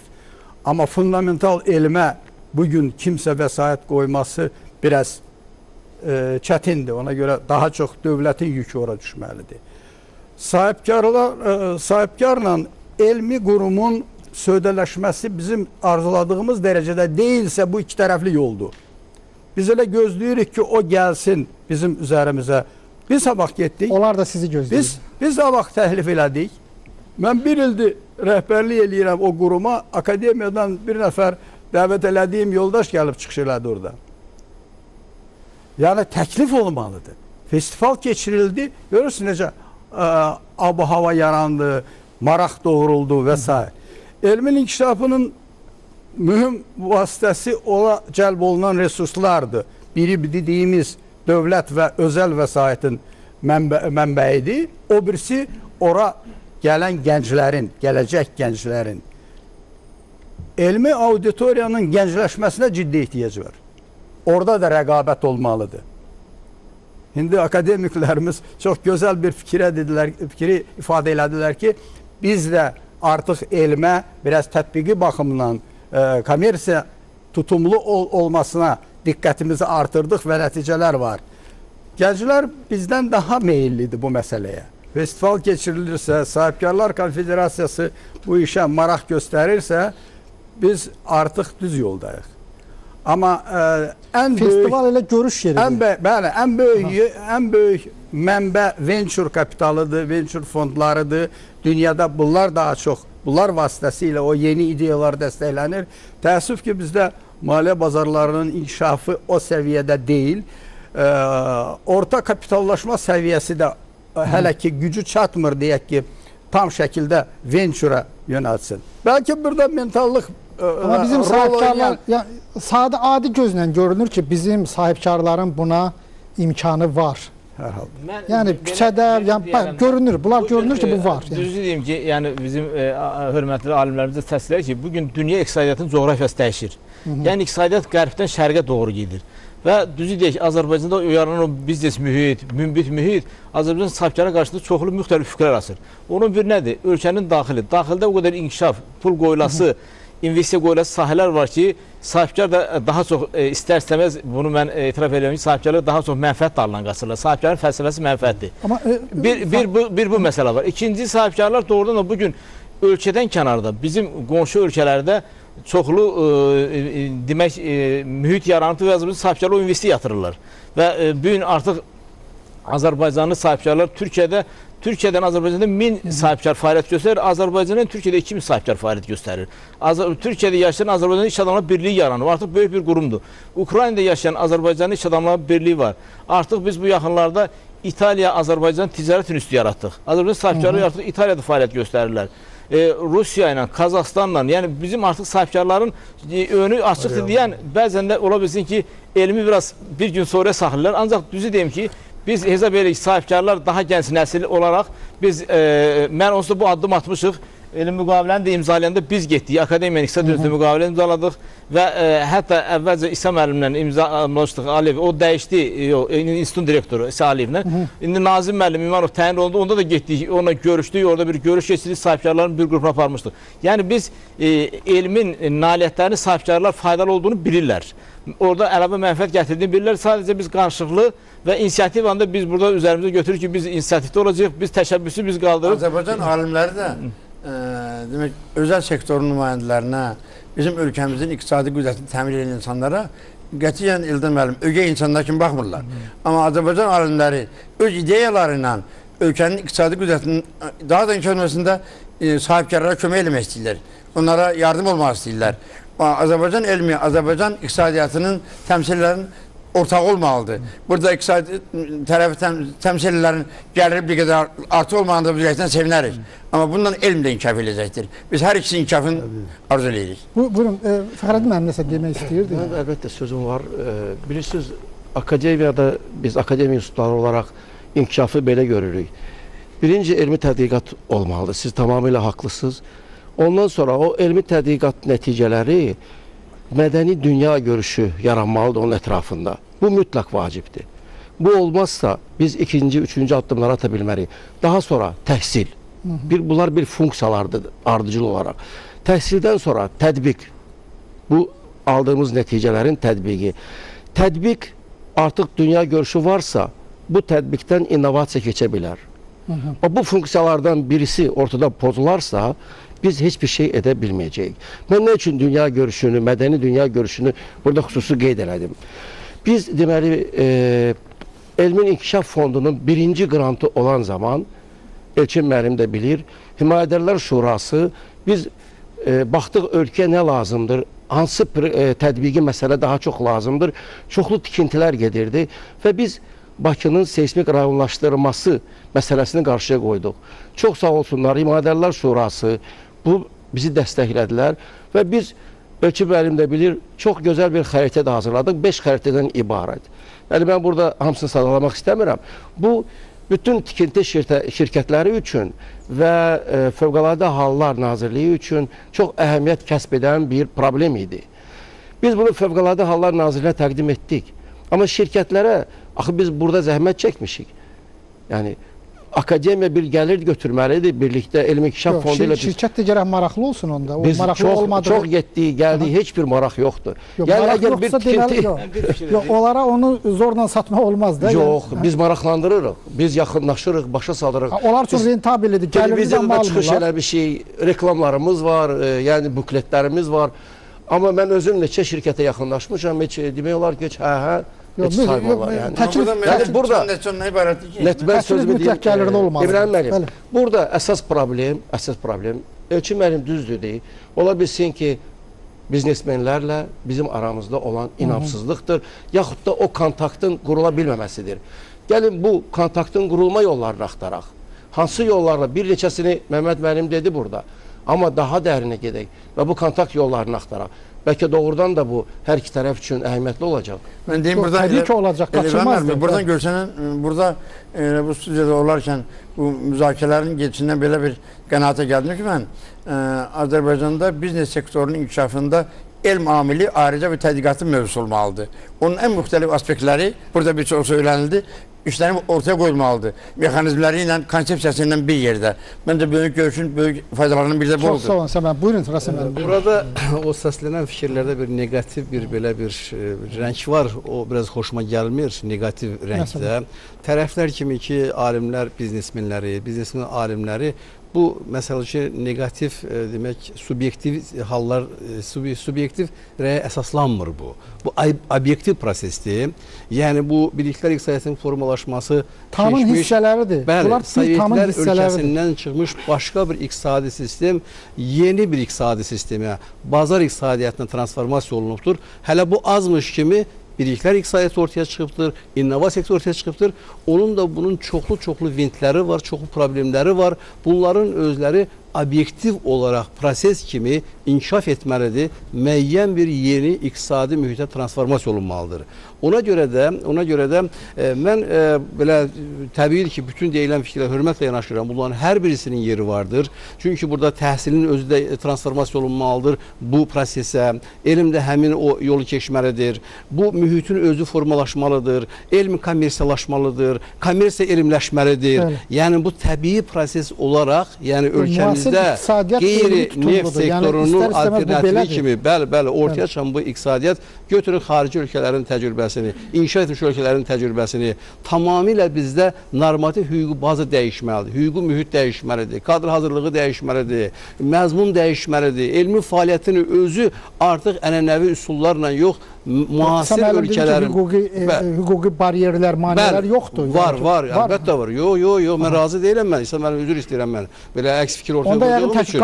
Təbiidir ki, Azərbaycan elmi fəaliyyətinin bu günləri Milli Məclisdə elm qanunu müzakirə olunur. Artıq qəbul olunma ərəfəsində. O nə üçündür? Çünki elmi fəaliyyətin özünün Azərbaycanda bazar iqtisadi şəraitində, çünki son 23 il ərzində müstəqil Azərbaycanın elmi fəaliyyətini tənzimləyən sənədlər, onun normativ hüquqi bazası çox kövrəkdir. Ona görə də baza qanunu olaraq, ilk olaraq təhsil qanunu qəbul olundu. Təhsil qanunundan sonra elm qanunun qəbul olunma ərəfəsindədir. Bu günləri elmi qurumlarda, müvafiq qanunvericilik komissiyalarında müzakirə olunur ki, Azərbaycanda bu biliklər iqtisadiyyatının yükünü çiyninə götürə biləcək həmin elmi normativ hüquqi bazası formalaşmalıdır. Bir çərçivə qanunu olaraq elm qanunu qəbul edilməlidir. Elm qanunu qəbul ediləndən sonra başqa ölkələrdə həmin qanun üzərində 50-yə yaxın başqa qanunlar vardır. İntellektual mülkiyyət haqqında qanun, digər qanunlar var ki, bunlar hamısı bu mühitin formalaşmasına, bu iqtisadiyyatın formalaşmasına gətirib çıxardacaqdır. Yəni demək istəyirəm ki, bu prosesin özü obyektiv olaraq, yəni biz burada belə deyək ki, süni olaraq bunu biz birimizi belə deyək ki, günahlandırmaqla ki, kim belə yox, o şəkildə o fikirə lazım deyiləm. Demirəm mən, burada subyektiv faktorlar ola bilər, hansısa bir məqamlar ola bilər, amma o ümumi prosesin fonunda bunlar çox zəif görsənir. Ona görə də biz bax bu elmlə bağlı bu məqamları düşünməliyik və burada mən bir belə istifadə etmək istəyirəm bu verilən imkandan. Azərbaycan elminin bu günləri Azərbaycan ictimai fikrin formalaşmasına, Azərbaycan iqtisadiyyatına töhfələri vardır. Bu günləri Azərbaycan elmini biraz əliyalın görmək də mən biraz istəmirdim məni. Nə mənada? O mənada ki, bu günləri biznesdə fəaliyyət göstərən, məsələn, informasiya texnologiya sahəsini götürürəm ki, orada bəlkə 90%-dən çoxu bir inkubasiya prosesini, böyümə prosesini, pöhrələnmə prosesini Azərbaycan Elmlər Akademiyasında keçiriblər, müvafiq qurumlara keçiriblər. Onlar hamısı müdafiə ediblər, yetişiblər, biznes təfəkkürünə gelirlər, biznes sektoruna qurumlar yaradıblar, fəaliyyət göstərirlər, uğurla fəaliyyət göstərirlər və ona görə də Azərbaycan Milli Elmlər Akademiyası bu günləri ölkə başçısı tərəfindən qəbul edilmiş 20-yə yaxın dövlət proqramının elmi təminatına həyata keçirir. Yəni biz tək biznes sektoru ilə yox, eyni zamanda Azərbaycanda dövlət başçımız tərəfindən aparılan bu islahatlarda yaxından iştirak edir. 20-yə yaxın dövlət proqramında müxtəlif qurumlar fəaliyyət göstərir. Digər tərəfdən bu yaxınlarda Cənab Prezident tərəfindən elə bu biliklər iqtisadiyyatının əsas qurumu olan Rabitə və Yüksək Texnologiya Nazirliyi formalaşdırdı və həmin o Texnologiyalar Nazirliyində Yüksək Texnologiya Parkı yaradılıbdır. Onun elmi təminatını Elmlər Akademik qurumları həyata keçirir. Nüvə Tədqiqatları Mərkəzi bu formalaşıbdır. Onun elmi təminatını Elmlər Akademik həyata keçirir. Onun formalaşması, qurulması, kadr təminatı, elmi problemləri, beynəlxalq inteqrasiya məsələləri, ölkənin enerji təminatı və enerji təhlükəsinin təmin olunması məsələləri Elmlər Akademiyası həyata keçirir. Və digər bu kimi istiqamətlər, Azərkosmos məsələsi, orada alınmış informasiya emalı məsələsi, elektron dövlətin qurulması, ölkədə yeni cəmiyyətin formalaşması, bax bunların hamısı təbii olaraq, obyektiv olaraq yavaş-yavaş gedir və yeni olduğu üçün qarşımızda problemlər vardır. Bu problemlər də belə dəyərli stollar çərçivəsində, konferanslar çərçivəsində, qarşılıqlı razılaşmalar əsasında ümum Azərbaycan naminə, vahid vətən naminə bu işləri biz əllə verib görürük. Çox sağ olun, təşəkkür ederim. Əks təqdirdə hər iki tərəf uzanacaq. Mən deyim ki, bir Milli Məclisin üzvlüyündə deyə bilərəm ki, Azərbaycanda alimlərlə sahibkarların inteqrasiyasını məhdudlaşdıran heç bir qanunda ayrıca müddəa yoxdur. Yoxdur. Bu istiqamətdə maneə yoxdur. Akademiyanın nizamnaməsində də konkret olaraq sahibkarlıqla akademiya məşğul olmasına üfüq meydan açılıb. Çox sağ olun, təşəkkür ederim. Rasim müəllim dediyinə əlavə eləmək istəyirəm, çox düz məsələ qaldırdı ki, bugün bu qaldırılan məsələlər bugünkü inkişafdan gələn məsələlərdir. Bugün yeni tələblər ortaya çıxıbdır. Biz desək ki, bugün Azərbaycanda Bəs bugün əgər bizim götürsək, əvvəl 1 hektardan biz nə qədər taxıl alırdıq, indi nə qədər alırıq? Bu elmin nəticəsidir. 18 sentin alırdı, indi 54 alırıq. 50, ortalama 50 sentin alırıq. Bugün nə qədər bir baş inəkdən süd alırdıq, indi nə qədər alırıq? Bu böyükdür. Yəni, bugün elə dedi ki, alternativ enerji, böyük bir qurum yaranır. Bugün o enerji alınır, bugün sənaye parkları yaranır. Bunlar hamısı elmlə, bəlkə də bu, belə deyək də, müxtəlif sektorlarda gedirdən görünmür. Bu elmlə biznes əlaqəlidir. Əlaqəsi olmasa belə bir inkişaf olmazdı. Bugün artıq bizim məhsullar, hətta nə ki, mən Azərbaycanda olanda, o cümlədən başqalarda belə bir ölkələrdə, Türkiyədən, Qazaxstandan təzəvvür var ki, Naxçıvan blokada da orada bir ixrac yönlü məhsul yoxdur. Orada gedib məhsullar görürsə təzib elədir ki, bugün nə qədər ixrac yönlü orada məhsul istəyir. Onun hamısının elmi əsası var. Elmi əsası olmadan o məhsul olardı mı? Mümkündür. Ancaq bizim hədəfimizdə daha yaxşı eləyək, daha irəli aparaq, daha içki olaq, daha effektiv olaq. Yəni, burada söhbət ondan gedir. Yoxsa bugün çox şeylər var. Bircə şey demək istəyirəm ki, bugün çox vacib məsələlərin biri maliyyə savadlılığı məsələsidir. Bugün, bəli, biz insanlarımız arasında, vətəndaşlarımız arasında, sahibkarlarımız arasında maliyyə savadlılığı məsələsini çox iş yaparmarıq. Çünki elmin inkişafı, ümumiyyətlə, bütün texnoloji o qədər sürətlə gedir ki, hətta götür, mən tələbə olan vaxtı, ümumiyyətlə, kompüter yox idi. İndi kompüterin hansı növləri çıxıb? Bugün bunu alırsan, tətbiq etsək 2 gündən sonra daha güclüsü çıxır. Yəni, bunu da insanlara çatdırmaq, o maliyyə savadlığını eləmək üçün də çoxlu işlər getməlidir, çoxlu tədqiqat etməlidir. O cümlədən televiziya, mətbuat, jurnal, qəzet ki, insanların savadlılığı artıq artan dinamik tempə uyğun gəlsin. Çox sağ olun, təşəkkür edirəm. Buyurun, buyurun. Mən düzü bir məsələni demək istəyirdim. Burada bax, müzakirələr gedir. Nə elmi günahlandırmaq olmaz, nə də sahibkarları günahlandırmaq olmaz. Nəyə görə? Çünki bunların arasında bir müəyyən ziddiyyət var. Bu bir gün içərisində həll olunan məsələ deyil. Ziddiyyət bu günahlandırmır. Yəni, sadəcə müzakirə edirik problemi. Mən nəyə demək istəyirəm? Məsələn, deyir, elm o dağın başına çıxmağa çalışan bir adama bənzəyir. Yəni, yuxarı çıxdı ki, adam daha çox mənzərəni görür. Daha çox yuxarı qalxmağa çalışır. Burada böyük bir həvəs var qalxmağa. Alimin işi belədir. Sahibkar isə deyir, sərbəst axan suya oxşuyur. Hardan keçməyə asandısa, oradan getməyə çalışır. Bu belə ki, doğrudan da bu iki məsələni həll eləmək, bunları birgə həll eləmək, bunun üçün vaxt lazımdır. Və burada da söhbət doğrudan da, Razımən düzdür, söhbət ondan getirmir ki, elm ancaq sahibkarlardan asılıdır. O sahibkarın subyektiv mövqeyidir. Yəni, iqtisadiyyatın da özünün qanunları var. Yəni, maliyyənin də özünün qanunları var ki, onlar o qanunlarla gedirlər, ondan kənara çıxmaq olmaz. İndi burada əlbəttə, təbii ki, birgə iş lazımdır, birgə çalışmaq lazımdır ki, ümumi işin xeyrinə nəsə iş görə bilək. Çox sağ olun, çox sağ olun. Buyurun, Elçin müəllim, siz. Mən Rasim müəllimin bir sözünə çox razıyam. O həssas bir nöqtə toxundu ki, burada söhbət elm və iqtisadiyyatın nümayəndələrini qarşı-qarşı qoymaqdan getmir.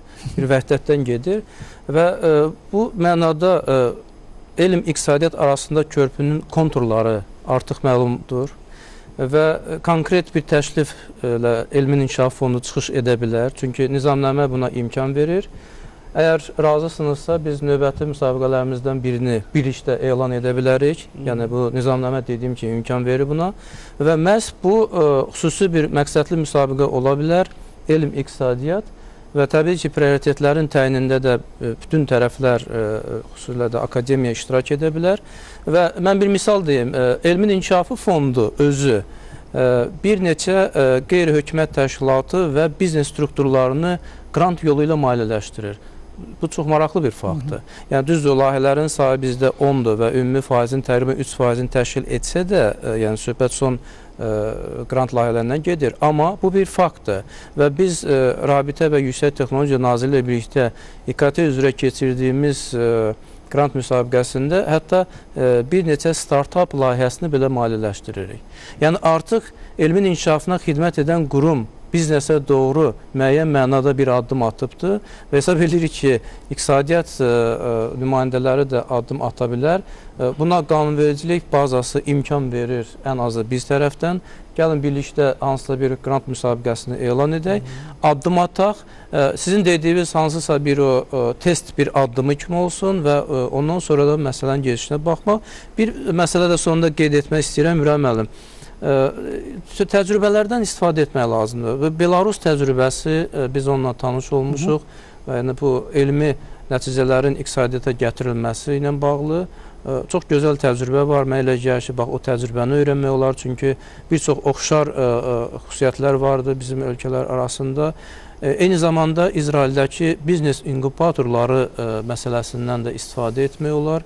Biz elmin kommersiyalaşdırılması üzrə xüsusi trening seminar keçirdik müəyyən müddət bundan əvvəl və yenə də o sahədə böyük bir layihəni maliyyələşdirməyə hazırlaşırıq. Səməl müəllim artıq dissertasiyanın mövzusunu da müəyyənləşdirdi ki, bu istiqamətdə bir neçə dissertasiyanın. Elçin Rəşidov, buyurun. Birincisi, yaxşı xəbərdən başlamaq istəyirəm. Mənim özüm şəxsi müşahidələrimə görə bu şirkətlərlə təmaslarda, yəni bu özəl sektorun, ümumiyyətlə iqtisadiyyatın, bütövlükdə iqtisadiyyatın elmə olan tələbatı artmaq üzrədir. Yəni belə bir tendensiya var və onlar əslində meyli var, belə deyək. Belə bir meyl var və onlar əslində elmdən istifadə də edirlər. Yəni mən tanıdığım şirkətlər deyək ki, öz istehsal xəttlərinin quraşdırılması üçün Azərbaycandan olmasa da deyək ki, kənardan şirkətləri və yaxud fərdi şəkildə alimləri dəvət edirlər, istehsal xəttinin quraşdırılmasına istifadə edirlər. Deyək ki, özləri marketinq strategiyasının yaradılmasına istifadə edirlər. Marketinq də belə bir elmə əgər sistemli bilik kimi belə bir tərif versə, o da bir elmdir. Və s. deyək ki, özlərinin xidmətlərində müxtəlif istifadə edirlər.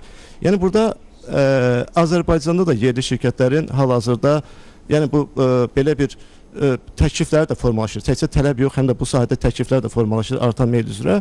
Amma burada indi Elmlər Akademiyası da özünün əgər rəqabət qabiliyyətli məhsulları varsa, bunu marketinqlə aparmalıdır və onu çatdırmalıdır.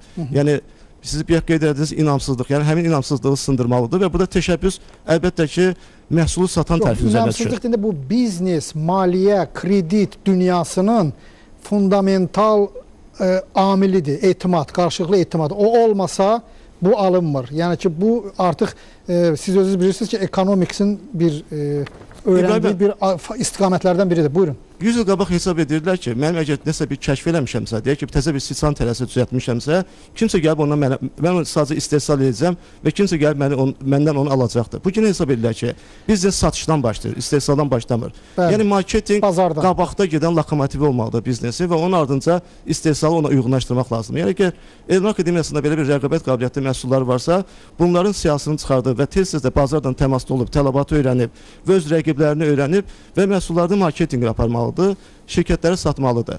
Amma o bir tərəfdən ikinci demək istədiyim məsələ odur ki, yəni bu əslində Elmlər Akademiyasının... Üzr istəyirəm, burada mən zavodda oldum, Gəncə Alüminium zavodunda. Orada mühəndis bilir ki, məsələn, bu avadanlığın bir saniyədə nə qədər sürətlə dövr eləməsi var, yəni ki, onun nəzəriyyəsinə görə.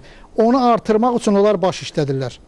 Həmin sifarişi fizika institutuna verə bilərlər, yaxud başqa bir, hansısa bir. Niyə? Ona görə ki, təkcə alim bilmir ki, nə etmək lazımdır. Həm də zavoddakı bilir ki, onun ehtiyacı nədir?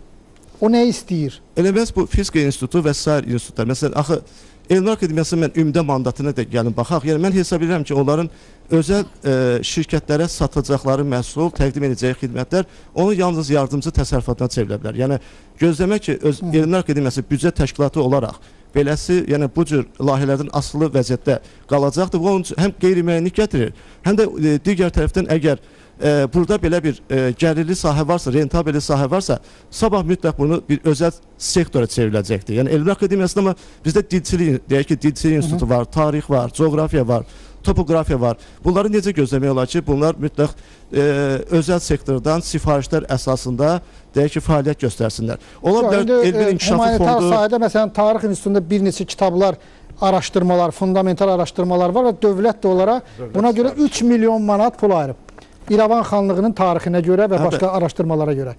Yəni, dövlət bunu maliyyələşdirir. Söhbət ondan ki, söhbət iqtisadiyyata tətbiqi olan elmdən gedir. Bəli. Və iqtisadiyyat tətbiqi olan elmlərdə də, fizikada, kimyada da bunların Elmlər Akademiyası olaraq fundamental sahələrini araşdırırlar ki, fundamental sahələrdə araşdırılmanın məhsulu özəl məhsul olmur ki, onu satmaq mümkün olsun. İctimai məhsul olur. Necə ki, Dilçilik İnstitutunun yaratdığı məhsul hamının istifadə edə biləcəyi məhsuldur. Amma onu ya hansısa bir şirkət özünün korporativ sosial məsuliyyəti formasında maliyyələşdirə bilər, ya elmi inkişaf fondu maliyyələşdirə bilər. Amma bunlar fraqmental, davamlı olmayan maliyyələşdirmələr, yəni atmalar şəklində olduğuna görə qeyri-müəyyənlik yaradır. Yəni, həmin sahənin davamlı inkişafı üçün... Amma bu qaçılmazdır. Elçin müəllim, son oldu ki, bu əməkdaşlıq və uzlaşma hər iki tərəfin xeyrinədir, hər iki tərəfin gəlirlərini artıra bilər. Və eyni zamanda da Elmlər Akademiyasının tamamilə razıyım İbrahim müəllim, eyni zamanda Elmlər Akademiyasının da həm də tətbiqi, deyək ki, kimyanın fundamental sahəsi, nəzəri hissəsi var və tətbiqi hissəsi var və tətbiqi sahəsində daim bazara uyğun qalmasının,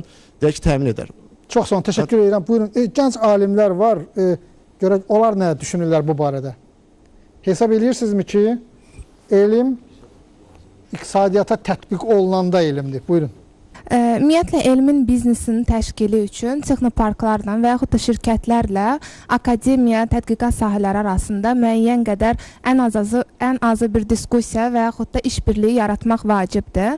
Və siz az öncə vurğuladığınız kimi bəli, və işbirliyi yaratmaq lazımdır. Və yəni elmin belə deyim, mübadiləsinin tətbiq sahəsi olmalıdır.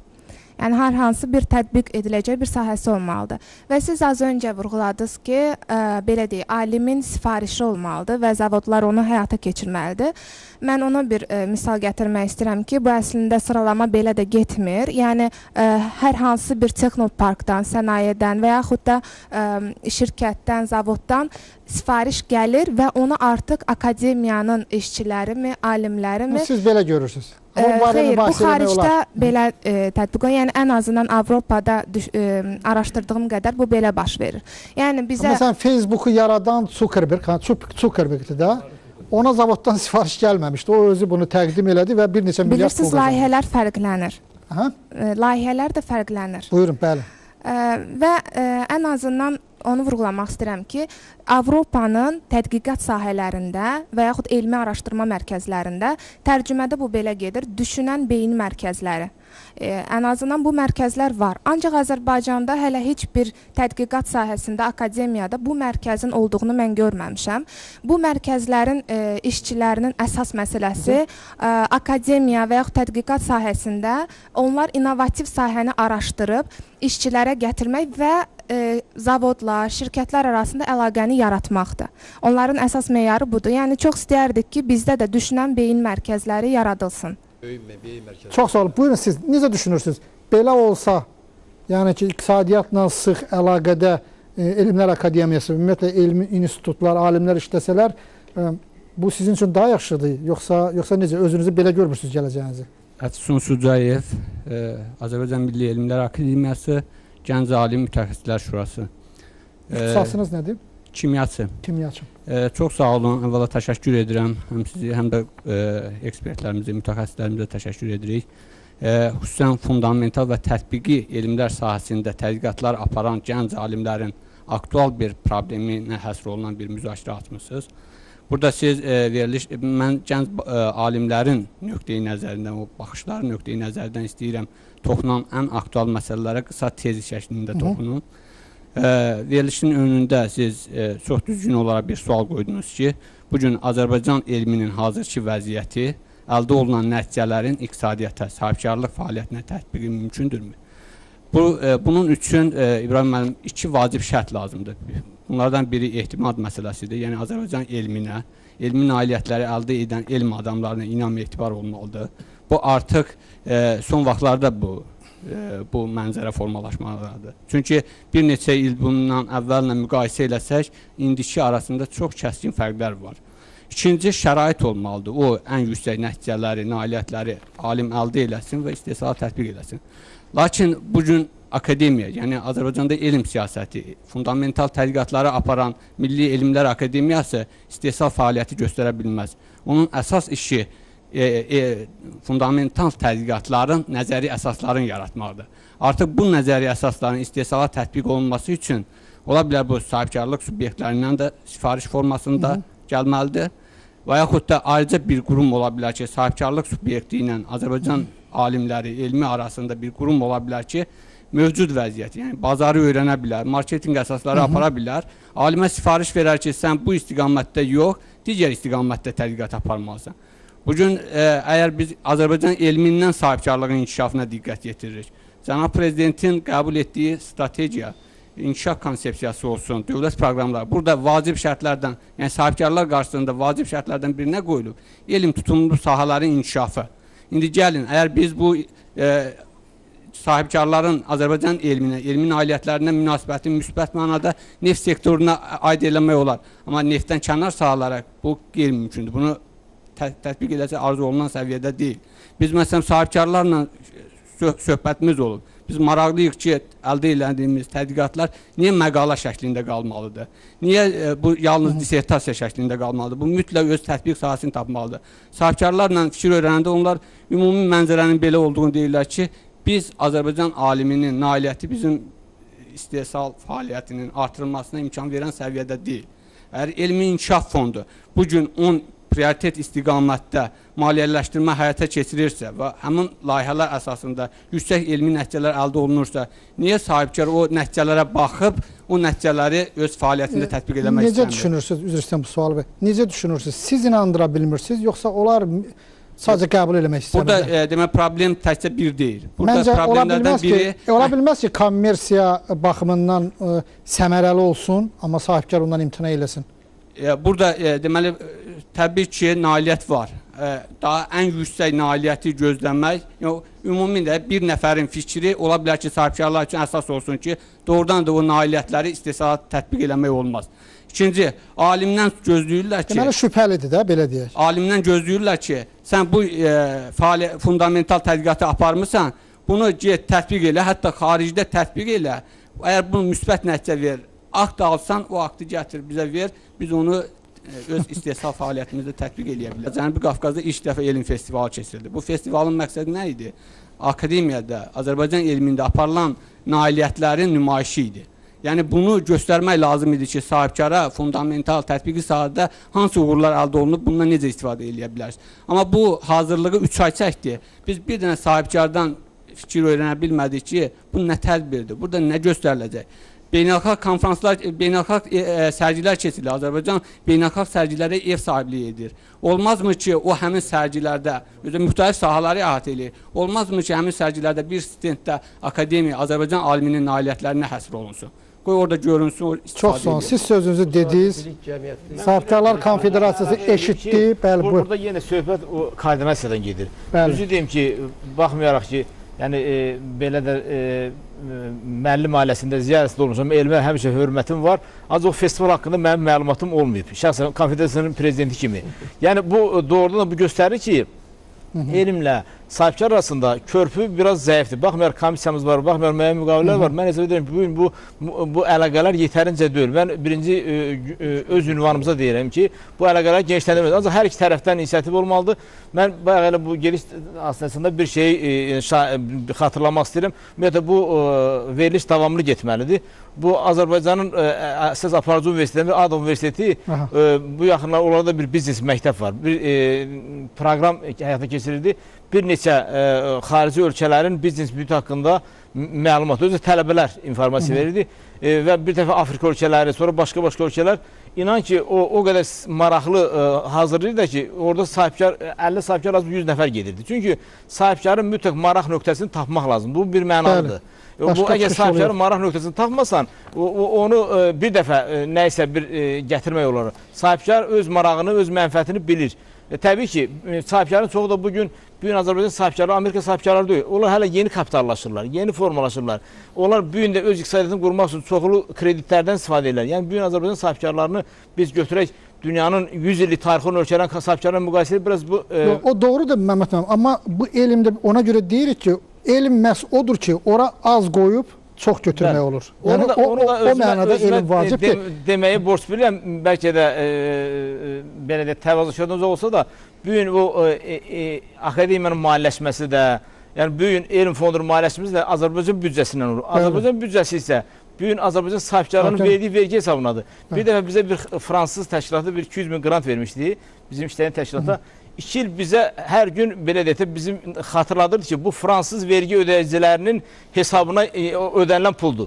Yəni, bugün o pullar hamısı Azərbaycan sahibkarlarının ödədiyi vergilərin hesabınadır. Çox sağ olun, təşəkkür edirəm. Amma xahiş edirəm, çıxış eləyənlərdən çıxış eləyəcəksək, çıxış eləyənlər Sahibkarlar Konfederasiyası ilə elm fondunun artıq bizim Elmlər Akademiyasından, yəni birgə layihələr həyata keçirmək haqqında razılığa gəlmələrini öz çıxışlarında nəzərə alsınlar. Bu artıq baş tutmuş faktdır. Buyurun. Faiq Məmmədov, Azərbaycan Milli Elmlər Akademiyası, Kataliz və Qeyri-üzvü Kimya İnstitutu. Mən bir məsələyə qayıtmaq istəyirəm. Bu etimad məsələsinə hörmətli akademikimiz Dilqan müəllim də təklif etdi. Elm fondunun icraçı direktoru Elçin Babayev də qeyd etdi. Mən üzümü tuturam Məmməd müəllimə, öz təşkilatınızda orada bir qurum yaradın. Biz alimlər sizdən fundamental tədqiqatlar üçün pul istəmirik hələk. Tətbiqi xarakterli. Siz orada zavodda, istehsal prosesində, kənd təsərrüfatında sahibkarların qarşılaşdığı vacib ki problemlər yoxdur. O problemləri seçin və o problemlərin həllində qrant şəklindəmi, elm inkişaf fondu ilə başqa şəkildəmi elan verin və alimlər də orada iştirak eləsinlər. Və o tətbiqi məsələnin həllində sizə köməkçi olsunlar. Mənə elə gəlir ki, ondan sonra etimad da yaranır. Qurum var, Eldar müəllim də tanıdınız. Fəaliyyət göstərir. Sifarişlərinizi verin ilkin, test üçün. Təşəkkür edirəm. Təşəkkür edirəm. Çox sağ olun bu xanım. Nərmin Abdullayeva, Milli Elmlər Akademiyası Neft Kimya Prosesləri İnstitutunun Gənc Alimlər Mütəxəssislər Şurasının sədriyəm. Şura sədri olduğuna görə institutumuzun elmi şuralarında həmişə iştirak edirəm. Yəni institutda gedən proseslərdən tam xəbərdaram. Və onu təklif etmək istərdim ki, hər ilin axırı deməli akademiyanın ümumi bütün institutlarından hər institutda alınmış mühüm nəticələrin siyahısı alınır. Yəni bizdə elmi şurada o məsələ baxılır, tam olaraq bütün laboratoriyalarda görülmüş işlər, deməli belə deyək də tərəziyə qoyulub ən mühüm nəticələr seçilib akademiyaya təqdim olunur. Mən onu vurğulamaq istərdim ki, sahibkarlar demək konfederasiyasına bu mühüm nəticələri akademiya hər ilin əvvəli təqdim eləyə bilsəydi, biz də belə, yəni o da maraq oyadardı ki, mühüm nəticələr, yəni alınanlar bunlardır, sahibkarlar konfederasiyanın istədiyi nədir? Yəni onun bir konsensusu yaranıb, nəsə bir ortaya gətirmək olardı. Yəni alimlər öz təkliflərini yazılı təqdim edirlər, sahibkarlar da öz istəklərini təklif edirlər. O təkliflər hazırlanır, hər ili təhvil verilir. O təkliflər sahibkarlar konfederasiyasına təqdim olunur. Onların arzuları ilə alimlərin təklifləri üst-üstə düşür, alınır biznes. Buyurun, buyurun, çox sağ olun, təşəkkür edirəm. Ramil Əliyev, Akademiyanın İqtisadiyyat İnstitutunun əməkdaşıyam. Yəni bu mövzu bizə daha çox doğmadır. Qeyd edim ki, ilk öncə bir marketinq araşdırması aparsaq bir iqtisadçı kimi, təbii ki, hər bir sahibkar çalışır ki, mənfəət əldə eləsin, özü də konkret mənfəət əldə eləsin. Alimin istehsal elədiyi məhsul da biz bəzən yoldaşlarla, alimlərlə söhbət edəndə baxırıq ki, bu yazır. Siz dediyiniz kimi tamamən müəyyən ixtiralar da olur, müəyyən nəsə fikirlər də olur. Sahibkar halbuki gedir xaricdən ya falan hardansa başqa bir ölkədən əldə eləyir. Amma ki, bu alimi tanımır, bilmir, alim də öz işini göstərə bilmədiyi üçün buna və bunlar arasında müəyyən bir, əslində elə bizim mövzuya aid əlaqələr olmur. Mən ona görə belə bir təklif irəli sürərdim ki, dövlətimiz tərəfdən də, yəni biraz könüllülük prinsipini... Məmməd müəllim dedi ki, koordinasiyanı o götürür və yaxın gələcəkdə artıq görüş olacaq. Mən inandırım ki, Məmməd müəllim nə qədər də desə, heç bir sahibkarın adından danışa bilməz. Çünki nəyə görə üzr istəyirəm? Çünki sahibkar konkret maraq güdür. Və mən subyektiv fikrimdir. Belə düşünürəm ki, mən belə düşünürəm ki, yəni iqtisadçı kimi, əgər dövlət hər hansı bir qanun çıxartsa ki, deyək ki, sahibkar elmə ödədiyi nə qədərsə sahə mənfəətindən vergi ödəyəcək, neyəcəksə, o müəyyən ona vergi güzəşdə olunsun. Bu cür olsa daha məqsədə uyğun olardı. Bu yoxdurmu? Yəni ki, elmə ödənilər hələ ki yoxdur. Yox, o Elmlər Akademiyasına aidiyyatı yoxdur onun. Deyək ki, hər hansı sahib... Elm haqqında qanun, qəbul olunmaq ərəfəsində, yəni ki, bu orada nəzərdə tutulmalıdır. İnvestisiya vergi krediti deyilən bir kredit vergi növü var ki, məsələn, bu xarici təcrübədə də var. Deyək ki, bu vergi növünün ölkədə tətbiqi. Yəni, hər bir sahibkar artıq özü marağındadır ki, mən elmə axtarım ki, çünki burada dövlət mənə güzəş verir. Dövlət mən vergimi müəyyən hissəsini siləcək. Yəni, mən elmə maraqlı... Bizdə elmə qoyulan investisiyadan vergi güzəşti varmı bugün? Yəni o haqda xəbərim yoxdur. Yox, o haqda mənim ətraflı xəbərim yoxdur. Amma yaxşı olardı. Bu, yəni könüllülük prinsipindən biraz çıxılsa, bir növü dövlətin özü də bunu belə bir qayğı göstərsə, yəni sahibkar istər-istəməz, yəni məcbur olacaq ki, qoy mən tez qaçım öz işimdə bir nəsə irəliləyiş axtarım ki, alimi axtarım tapım ki, orada yəni mənim işlərim irəli gedəcək. Çox gözəl təklifli və fundamental təklifli. Şükürlər olsun Allaha ki, yəni artıq Azərbaycan iqtisadiyyatı bu vəziyyətdədir ki, yəni elm və iqtisadiyyat bunların bir-biri ilə elm və sahibkar vəhdəti əslində iqtisadi dildə baxanda bunun özü də həddindən artıq böyük bir irəliləyişdir. Təşəkkür edirəm. Çox sağ olun siz. Buyurun. Buyurun. Azərbaycan Milli Elmlər Akademiyası Adil Aminov, Azərbaycan Milli Elmlər Akademiyası Fiziologiya İnstitutu. Qeyd eləmək istəyirəm ki, təklifdə irəli sürmək istəyirəm. Elm əlbəttə ki, faydalı olmalıdır. Biz bilirik, hamımız elmi sahədə çalışanlar bilir ki, faydasız elm yoxdur, faydalıdır. Bunu faydalı etmək lazımdır. Təklifim nədən ibarətdir? 1. Etimad məsələsi. Bəli, bu da əsas önəmli məsələdir. Bu günləri alimi istehsalçı tanımır. İstehsalçı ilə alim arasında tanışlığı müəyyən bir müəyyən bir yerdə onu təşkil etmək lazımdır. Misal üçün, elm festivalı oldu, gözəl bir şeydir. Hətta biz özümüz elmi qurumlarda işləsək də digər akademiyanın əməkdaşlarının etdikləri, ortaya qoyduqları inkişafın şahidi olduq və bu bizi fərəhləndirdi və əlaqəmizi genişlətdi. Məsələn, bir neçə institutdakı əməkdaşlarla əlaqə keçdik və bu bizə yeni bir kəşf oldu. Alim özü necə işləyir? Müəyyən bir dar çərçivədə işləyir və öz istiqamətinə təkmilləşməyə çalışır və mütəxəssis olmaq istəyir. Digər tərəfdən, ətrafda olan problemi mənimsənməsi üçün o mütləq sahibkarla yaxınlaşmalıdır və bunun əsasında təklifim nədir? Təklifim odur ki, bəlkə elm yarmarkası keçirilsin. Sahibkarla alim bir araya gətirilib bir təqdimatları olsun. Bu məhsulunu təqdim eləsin sahibkara. Sahibkar desin ki, sizin bu məhsul yaxşıdır, amma mənim istədiyim məhz sizin təklifinizin bu hissəsindəki bir inkişafdır. Belə bir şeylər. Çox sağ olun, təşəkkür edirəm. Bəli, Elçin müəllim, buyurun. Bu məsələ həqiqətən maraqlı məsələdir. Çünki yarmarka mı? Tək onu demirəm. Ümumiyyətlə, əgər elmi nəticə ortaya qoyulursa, hər bir sahibkar elmi ekspert deyil ki, həmin nəticələri dərhal qavrasın və ona lazım olan hissəni götürə bilsin. Yəni, o mənada təmaslar gücü olmalıdır və mən bu mənada Elçin müəllimin dediyi marketinq məsələsinə üstünü verilməsini təklif edərdim. Çünki o sahibkar və elmi, alimin nəticələrini bir yerə qarşıya gətirmək hələ kifayət eləməz. Yox, səmərəli təklif onu nəzərdə tutmalıdır ki, sahibkarın xeyri nə qədərdir? O hesablama da yəqin ki, o ixtiranın yanında olmalıdır ki, bunun tətbiqində sənin maya dəyəri nə qədər aşağı düşür və gəlirin nə qədər artır. Yəni, bu hesaplamanı alim təqdim etməlidir, yəqin ki. Ola bilər ki, alim onu etməyə də bilər və edə bilmək qabiliyyətinə də malik olmaya bilər. Çünki gənc alim də dedi ki, alim adətən öz istiqamətinə daha çox alidə olur və o nəticəni ortaya qoyub onun iqtisadiyyata tətbiq sahəsində çətinlik çəkə bilər. Mən bildiyimə görə, səhv etmirəmsə Elçin müəllim, marketinq məsələləri məhz bununla məşğul ola bilər ki, İqtisadiyyat institutu bununla məşğul ola bilər. Yəni, bu marketinq... Elm və iqtisadiyyat və onları bir-birinə anlaşılası elmi və yaxud da tətbiqi dildə yaxınlaşdırmalıdır. Bir şey də əlavə edeyim. Yəni, bizim bugün elmi tədqiqatlardan ən vacib olan məsələlərdən biri idarə etmənin təkmilləşməsidir. Misal üçün, bugün bizim banklar nəzdində bank tədris mərkəzi fəaliyyət göstərir və o əvvəlcə bir pilot banka idarə etmənin təkmilləşməsi üçün bir layihə hazırladı. Və o bank artıq ən, belə deyək ki, ortada, arxada gedən bank idi, ən qabası banka çevrildi. Yəni, o elmin tətbiqini tətbiq etməklə və bəlkə də birinci layihə hətta, belə deyək, pulsuz oldu. Ancaq sonra ikinci, üçüncü, dördüncü layihələrdə banklar belə deyək, kifayət qədər yüksək məbləğ ödəyirlər ki, o elmi idarə etmənin təkmilləşməsindən istifadə eləsinlər, qabağa getsinlər, riskləri düzgün idarə etsinlər. Və yaxud da bugün elə Azərbaycan, yəni bank sektorunu deyirəm ki, yüksək dəyərdə, bəlkə də 1 milyon, 2 milyon dəyərində pul ödəyib yeni proqramlar alırlar.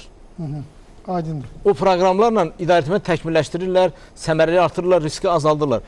Əgər belə təkliflər digər sektorlar olarsa da və məmuriyyətlə ona gedərlər. Onu isə yəni pilot kimi göstərmək lazımdır. Bugün bizim artıq iri, hətta regionlarda emal müəssisələri var, iri soyuducu anbarlar var, iri qruplar var, şirkətə qruplar. Onların hətta idarə etməsi təkmilləşdirməkdən əldə edəcək mənfəəti görərlərsə, şirkətlər ona böyük həvəslə gedəcəklər. Sadəcə doğrudan da işi görüb reklam eləmək lazım pratikada. Çox sağ olun, təşəkkür edirəm xanım, siz buyurun.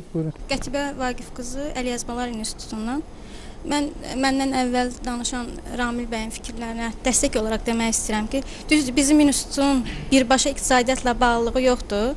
Ancaq hər halda bir beyin mərkəzi olaraq belə başa düşürəm ki, Ramil bəyin dediyi kimi dövlət hər hansı bir qərar versə ki, sahibkarlar konfederasiyasına daxil olan hər hansı bir şirkət, qurum və yaxud da yəni bizneslə əlaqəli olan hər hansı bir təşkilat Elmlər Akademiyasının hər hansı birinin üstünə bu fərqi yoxdur. Bu müəyyən bir iqtisadi nəticə mi ortaya qoyacaq və yaxud da ki, bir icadı ortaya qoyacaq, bir tətbiq sahəsi olacaq. Sadəcə Elmlər Akademiyasına müəyyən bir cüzü 3% mi, 2% mi illik olaraq bir vəzifə kimi, bayaq çox hörmətli İsa müəllim də qeyd etdi, bu bir vəzifə kimi olsa, onların qarşısına belə bir qanun qoyulsa və yaxud da ki, onlara buna görə güzəştlər tətbiq olunsa, mən elə gəlir ki, sadəcə iqtisadiyyatla bağlı olan institutlar deyil, digər sahələrdə, yəni humanitar və ictimai bölümlər də bundan... Bilirsiniz, sizin araşdırmalar, məsələn, sizdə Şah İsmail Xətainin yazışmaları var. Bəli. Siz onları dərc eləsəz, biz çox məmnuniyyətlə onu alarıq. Biz bunu çox hörmətli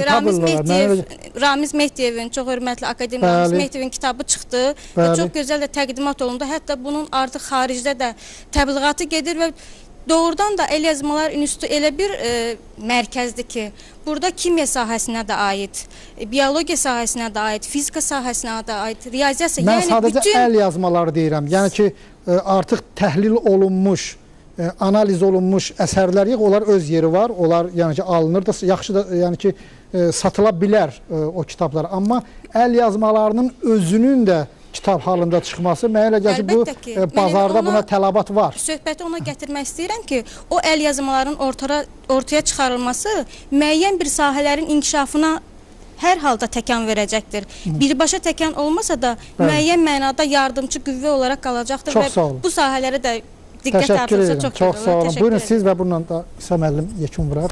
Azərbaycan Milli Elm Mərkəzi Şərqşünas İnstitutu Gənc Alimlər Şurasının sədri, tarixçi fəlsəfə doktoru Sübhan Tağlı. Doğrudur, bu gün çox aktual bir məsələ müzakirə olunur. Hər birimizin, hər alim üçün, Azərbaycan cəmiyyəti üçün. Burada bir məsələ var. Mən istərdim ki, digər dövlətlərin praktikasında, məsələn, qonşu Türkiyənin digər ölkələrin praktikasında ticarət otağı var və ticarət palatası. Azərbaycan dövlətində də yaxşı belə bir palata yaransa ticarət otağı və bu dövlət səviyyəsində müdafiə olunsa, eynicə ölkəmizdə və xaricdə olan biznesmenlər, iş adamları həmincə qurumda təmsil olunanlar və orada dövlətimizin, biz burada daxildən də və ixrac mallarımız var. Bilirsiniz, gözəl bilirsiniz ki, Azərbaycan artıq Beyaz Naxçıvanda istehsal sahələri var və bu Azərbaycanın istehsal etdiyi məhsulların ixracından da biz başlaya bilərik. Yəni, müxtəlif ölkələrə ixrac edə bilərik, oradan satış əldə ola bilər və həmin palatada yaxşı olar ki, Azərbaycan alimləri də, yəni elmi müxtəlif sahə üzrə, iqtisadiyyat sahə üzrə, kimya üzrə, fizika üzrə, digər alimlər bu otaqda təmsil olunsun və onların əsərləri, deyək ki, dünya ölkələrində, institutlarına, elmi mərkəzlərində satılsın və ona gəlir də bir daha da bizim elmimizin və iqtisadın inkişafına sərf olunsun. Təşəkkür edirəm. Buyurun Rasim müəllim, buyurun. Bu məsələlər çox əhəmiyyətli məsələlərdir. Mən o faktı qeyd etmək istəyirəm ki, Azərbaycan Milli Elmlər Akademiyasının gələn 70 il tamam olur və bu 70 il ərzində Azərbaycan Milli Elmlər Akademiyası və ümumiyyətlə Azərbaycan elmi öz xalqı qarşısında, cəmiyyət qarşısında müstəsna xidmətləri vardır və milli şuurun, fərdi şuurun inkişaf etdirilməsində böyük rolu vardır. Və əvvəlki rejimdə, əvvəlki siyasi sistemdə Azərbaycan elminin qarşısında ölkədə, beynəlxalq səviyyədə o bilikləri araşdırmaq, kadr hazırlamaq, kitab yazmaq, məqalə yazmaq idisə, artıq 21-ci əsrin başlanğıcında Azərbaycan elminin qarşısında çox mürəkkəb vəzifələr vardır. Bir tərəfdə müstəqil Azərbaycanın demək, gənc bir ölkə kimi meydana çıxması, onun ideologiyasının inkişaf etdirilməsi, digər tərəfdən qloballaşan dünyada Azərbaycan xalqına, cəmiyyətinə olan təhlükələr, onlarla mübarizə aparılması, informasiya mübarizəsinə gərilməsi, digər tərəfdən də iqtisadi proseslərdə yükün üzərinə götürülməsi, qeyri-neft sektorunun inkişafı kimi bir ağır bir sahənin formalaşması, elmi biliklərin həmin o sahənin formalaşmasına yaxından iştirak etməsi, cəmiyyətin yüksək texnologiyalar cəmiyyətinə, biliklər cəmiyyətinə çevrilməsi və vətəndaşların yetişdirilməsi istiqamətində çox mürəkkəb vəzifələr vardır. Ona görə də Azərbaycan elminə məsul olan şəxslər bu problemi anlayır və gündəlik olaraq bu müzakirələri aparır, müxtəlif dövlət qurumları ilə məsləhətləşmələr aparır, bunun qanunvericilik bazasının formalaşması istiqamətində müəyyən işlər aparır və məhz bu məqsədlə bu dediyim bu vəzifələri müzakirə etmək, müstəqil Azərbaycanın elmi doktrinası formalaşdırmaq, onun prioritetlərini müəyyənləşdirmək, fundamental elmlər qarşısında duran vəzifələri müəyyənləşdirmək, tətbiqi elmlərin marağını Azərbaycan iqtisadiyyatına yönəltmək məqsədi ilə bu ilin dekabr ayının 19-unda Azərbaycan alimlərinin birinci qurultayı keçiriləcəkdir. Və bu qurultayda da biznes sektorda, qeyri-hökumət təşkilatlarında, akademik sektorda, təhsildə fəaliyyət göstərən, elmə marağı olan bütün insanları dəvət edəcəyik ki, bir dəyirmi stol formatında Azərbaycan elminin vəzifələri, prioritetləri, problemləri müzakirə olunsun. Biz bunu çəkə bilərik. Bəli, Azərbaycan televiziyası yaxud 20-sində biz sizlə burada görüşə bilərik. Dekabr ayının 19-unda Azərbaycan alimlərin birinci qurultayı keçiriləcəkdir. Burada səslənən və səslənməyən bütün fikirlər həmin qurultayda müzakirə olunacaqdır. Məhz Azərbaycan dövlətinin başçısı cənab İlham Əliyevin çağırışına səs verərək Azərbaycan alimləri həmrəylik nümayiş etdirərək Azərbaycan 2020 gələcəyə baxış inkişaf konsepsiyasının qarşılığında vəzifələri həyata keçirmək, ölkəmizdə birliklər cəmiyyəti formalaşdırmaq və dediyim o funksiyanı çiyinə götürərək yenə də şərəflə 70 ildə olduğu kimi gələcək, yaxın gələcək üçün öz vəzifəsini layiqincə həyata keçirmək əzmindədir. Təşəkkür edirəm. Ahmet buyurun. Qısaca demək istəyirəm ki, Azərbaycan Sahibkarlar Konfederasiyasının yaranmasının bu il 15 il olubdur. Artıq Azərbaycan sahibkarlarını birləşdirən, işə götürəni birləşdirən bir qurum kimi bugün biz yeni bir qanun layihəsi hazırlamışıq. Bu Azərbaycan hökumətinin imzalanan baş sazişində nəzərdə tutulub ki, o yeni qanun da sahibkarların fəaliyyətini koordinasiya etmək, əlaqələndirmək, hökumətlə, həmkarlar tərəfindən dialoq qurmaq kimi, elmlə, digər qurmaq kimi böyük məsələ durur və hesab edin biz yaxın vaxtlarda o qanunun qəbuluna nail olacaq və o da sahibkarlar konfederasiyasının və sahibkarlar qurumlarının daha fəal işinə təkan verəcəkdir. Təşəkkür edirəm. İsa müəllim, sonda yaxşı təkliflər oldu.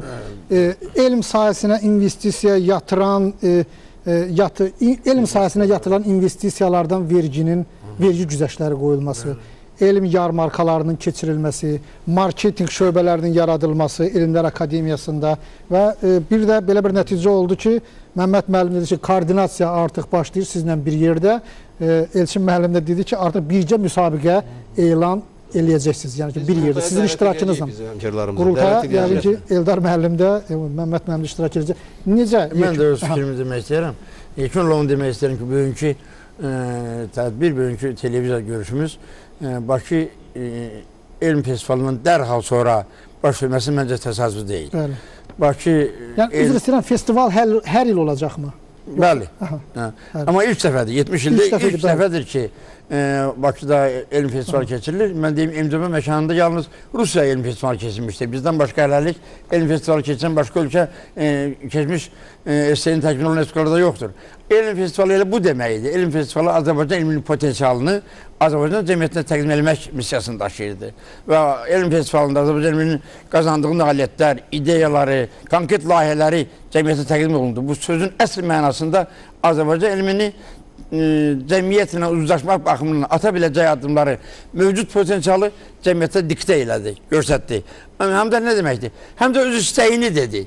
Öz istəyini dedi. Azərbaycan Bakı Elm Festivalı Azərbaycan cəmiyyətinə, biznes sektoruna, Azərbaycan elmi, ictimai mühitinə onun potensialından yararlanmaq üçün ortaq layihələrdə iştirak etmək üçün hazır olduğunu bəyan elədi. Və təkcə öz imkanlarını göstərmədi, həm də cəmiyyətə doğru, iqtisadiyyata doğru addım atmaq niyyətində olduğunu bəyan elədi. Mən bugünkü məclis onun məncə davamıdır. Və onu bir növ tamamlayır. Azərbaycan Elmlər Akademiyası ilə Azərbaycan biznes sektoru arasında, Azərbaycan sahibkarlar arasında heç bir qarşıdurma yoxdur.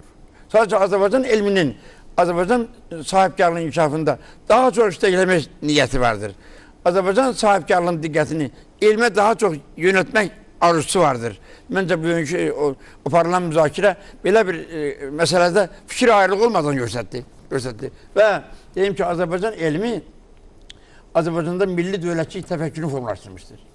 Azərbaycan elmi, ədəbiyyatı və incəsənəti Azərbaycan milli mənəvi dəyərlərini uzun əsrlərlə qoyulub saxlamış, bugünkü qloballaşan dünyada onun yaşamasını, möhkəmlənməsini təmin etmişdir. Azərbaycan elmi Azərbaycançılıq məfkurəsinin, ideologiyasının əsas dayaqlarından biridir. Bu, Azərbaycan elmini təmsil edənlər bundan iqtisadi fayda heç vaxt gözləməmişlər. Amma bunun bütün faydasını Azərbaycan cəmiyyətinin hər bir vətəndaşı, müstəqil ölkənin hər bir üzvü, o cümlədən sahibkarları da görmüşdür. Bugün Azərbaycan elminin niyyəti ondadır ki, sahibkarların iqtisadi cəhətdən büdcəni formalaşdırıb, inkişaf etdiyi bu dövlətin mənəvi cəhətdən, ideoloji cəhətdən, ideya cəhətdən quran, formalaşdıran alimlərlə birgə dialogu, vəhdəti baş versin. Daha yaxın dialogu, daha birgə fəaliyyətə baş versin. Qarşılıqlı faydalı əsasda təbii ki. Məncə burada hamı dərindən bir daha hiss elədi ki, bugünkü müzakirənin bir daha əhəmiyyəti odur ki, elm sütunlu iqtisadi layihələr daha rentabelli ola bilər. Bəli. Bir qədər uzaq məsafədə olsa da. İkinci, iqtisadi yönlü elmi ideyalar real cəmiyyətə, dövlətə daha çox fayda verə bilər. Məncə bu cəhətdən bizim diyalogumuza, birgə fəaliyyətimizə ehtiyac vardır. Azərbaycan elmi, akademiyası, Azərbaycan sahibkarını, Azərbaycan milli burjasını təmsil edən sahibkarı özünü müttəfiq kimi görmək istəyir. Dostluq görmək istəyir. Bu ölkənin, bu dövlətin, bu millətin inkişafına birgə xidmət eləmək üçün bugün burada irəli çıxan ideyaların əsasında necə deyim, addım atmağı bizdən zaman tələb eləyir. Təşəkkür edirəm sizə. Təşəkkür edirəm sizə. Çox sağ olun İsa müəllim, çox sağ olun studiyamıza gəldiyinizə görə. Mən xüsusi olaraq Akademiyanın prezidenti Akif Əlizadəyə xüsusi təşəkkürümü bildirmək istəyirəm ki, o bu verilişin hazırlanmasında və auditoriyanın toplanmasında bizə çox yaxından kömək elədi və bizim təklifimizi dərhal qəbul elədi ki, bu məsələ mütləq müzakirə olunmalıdır. Eyni zamanda Elçin müəllim sizə, Məmməd müəllim sizə də təşəkkür edirəm. Bütün auditoriyaya təşəkkür edirəm ki, çox sağ olun, gəldiniz Rasim müəllim və bu müzakirələrdə iştirak elədiniz. Xatırladıram ki, studiyamızın qonaqları Milli Elmlər Akademiyasının vitse-prezidenti, millət vəkili İsa Həbibbəyli, Milli Elmlər Akademiyasının akademik katibi, akademik Rasim Əliquliyev, Milli Elmlər Akademiyasının yer elmləri bölməsinin akademik katibi, akademik Fəxrəddin Qədirov, Kimya elmləri bölməsinin akademik katibi Dilgəm Tağıyev, prezident yanında Elmin İnkişaf Fondunun icraçı direktoru Elçin Babayev, Azərbaycan Respublikası Sahibkarlar Konfederasiyasının prezidenti Məmməd Musayev, Azərbaycan Universitetinin prezidenti, Sahibkarlar Konfederasiyasının Elm Təhsil Komissiyasının sədri Eldar Qəhrəmanov və Elçin Rəşidov, Azərbaycan Universitetinin Biznes Məktəbinin dekanı bizim studiyada əyləşib və Elmlər Akademiyasının gənc alimləri, aspirantlar və gələcəkdə burada əyləşəcək alimlər auditoriyadadılar. Çox sağ olun studiyamıza gəldiyinizə görə. Xatırladıram ki, əsas məsələ verilişinin bugünkü mövzusu Azərbaycan elmi, onun iqtisadiyyata tətbiqi, Azərbaycan elminin rentabelliyi haqqında idi və biz alimlərlə və iş adamları ilə bu məsələni müzakirə edirdik. Sağ olun, növbəti görüşə qədər.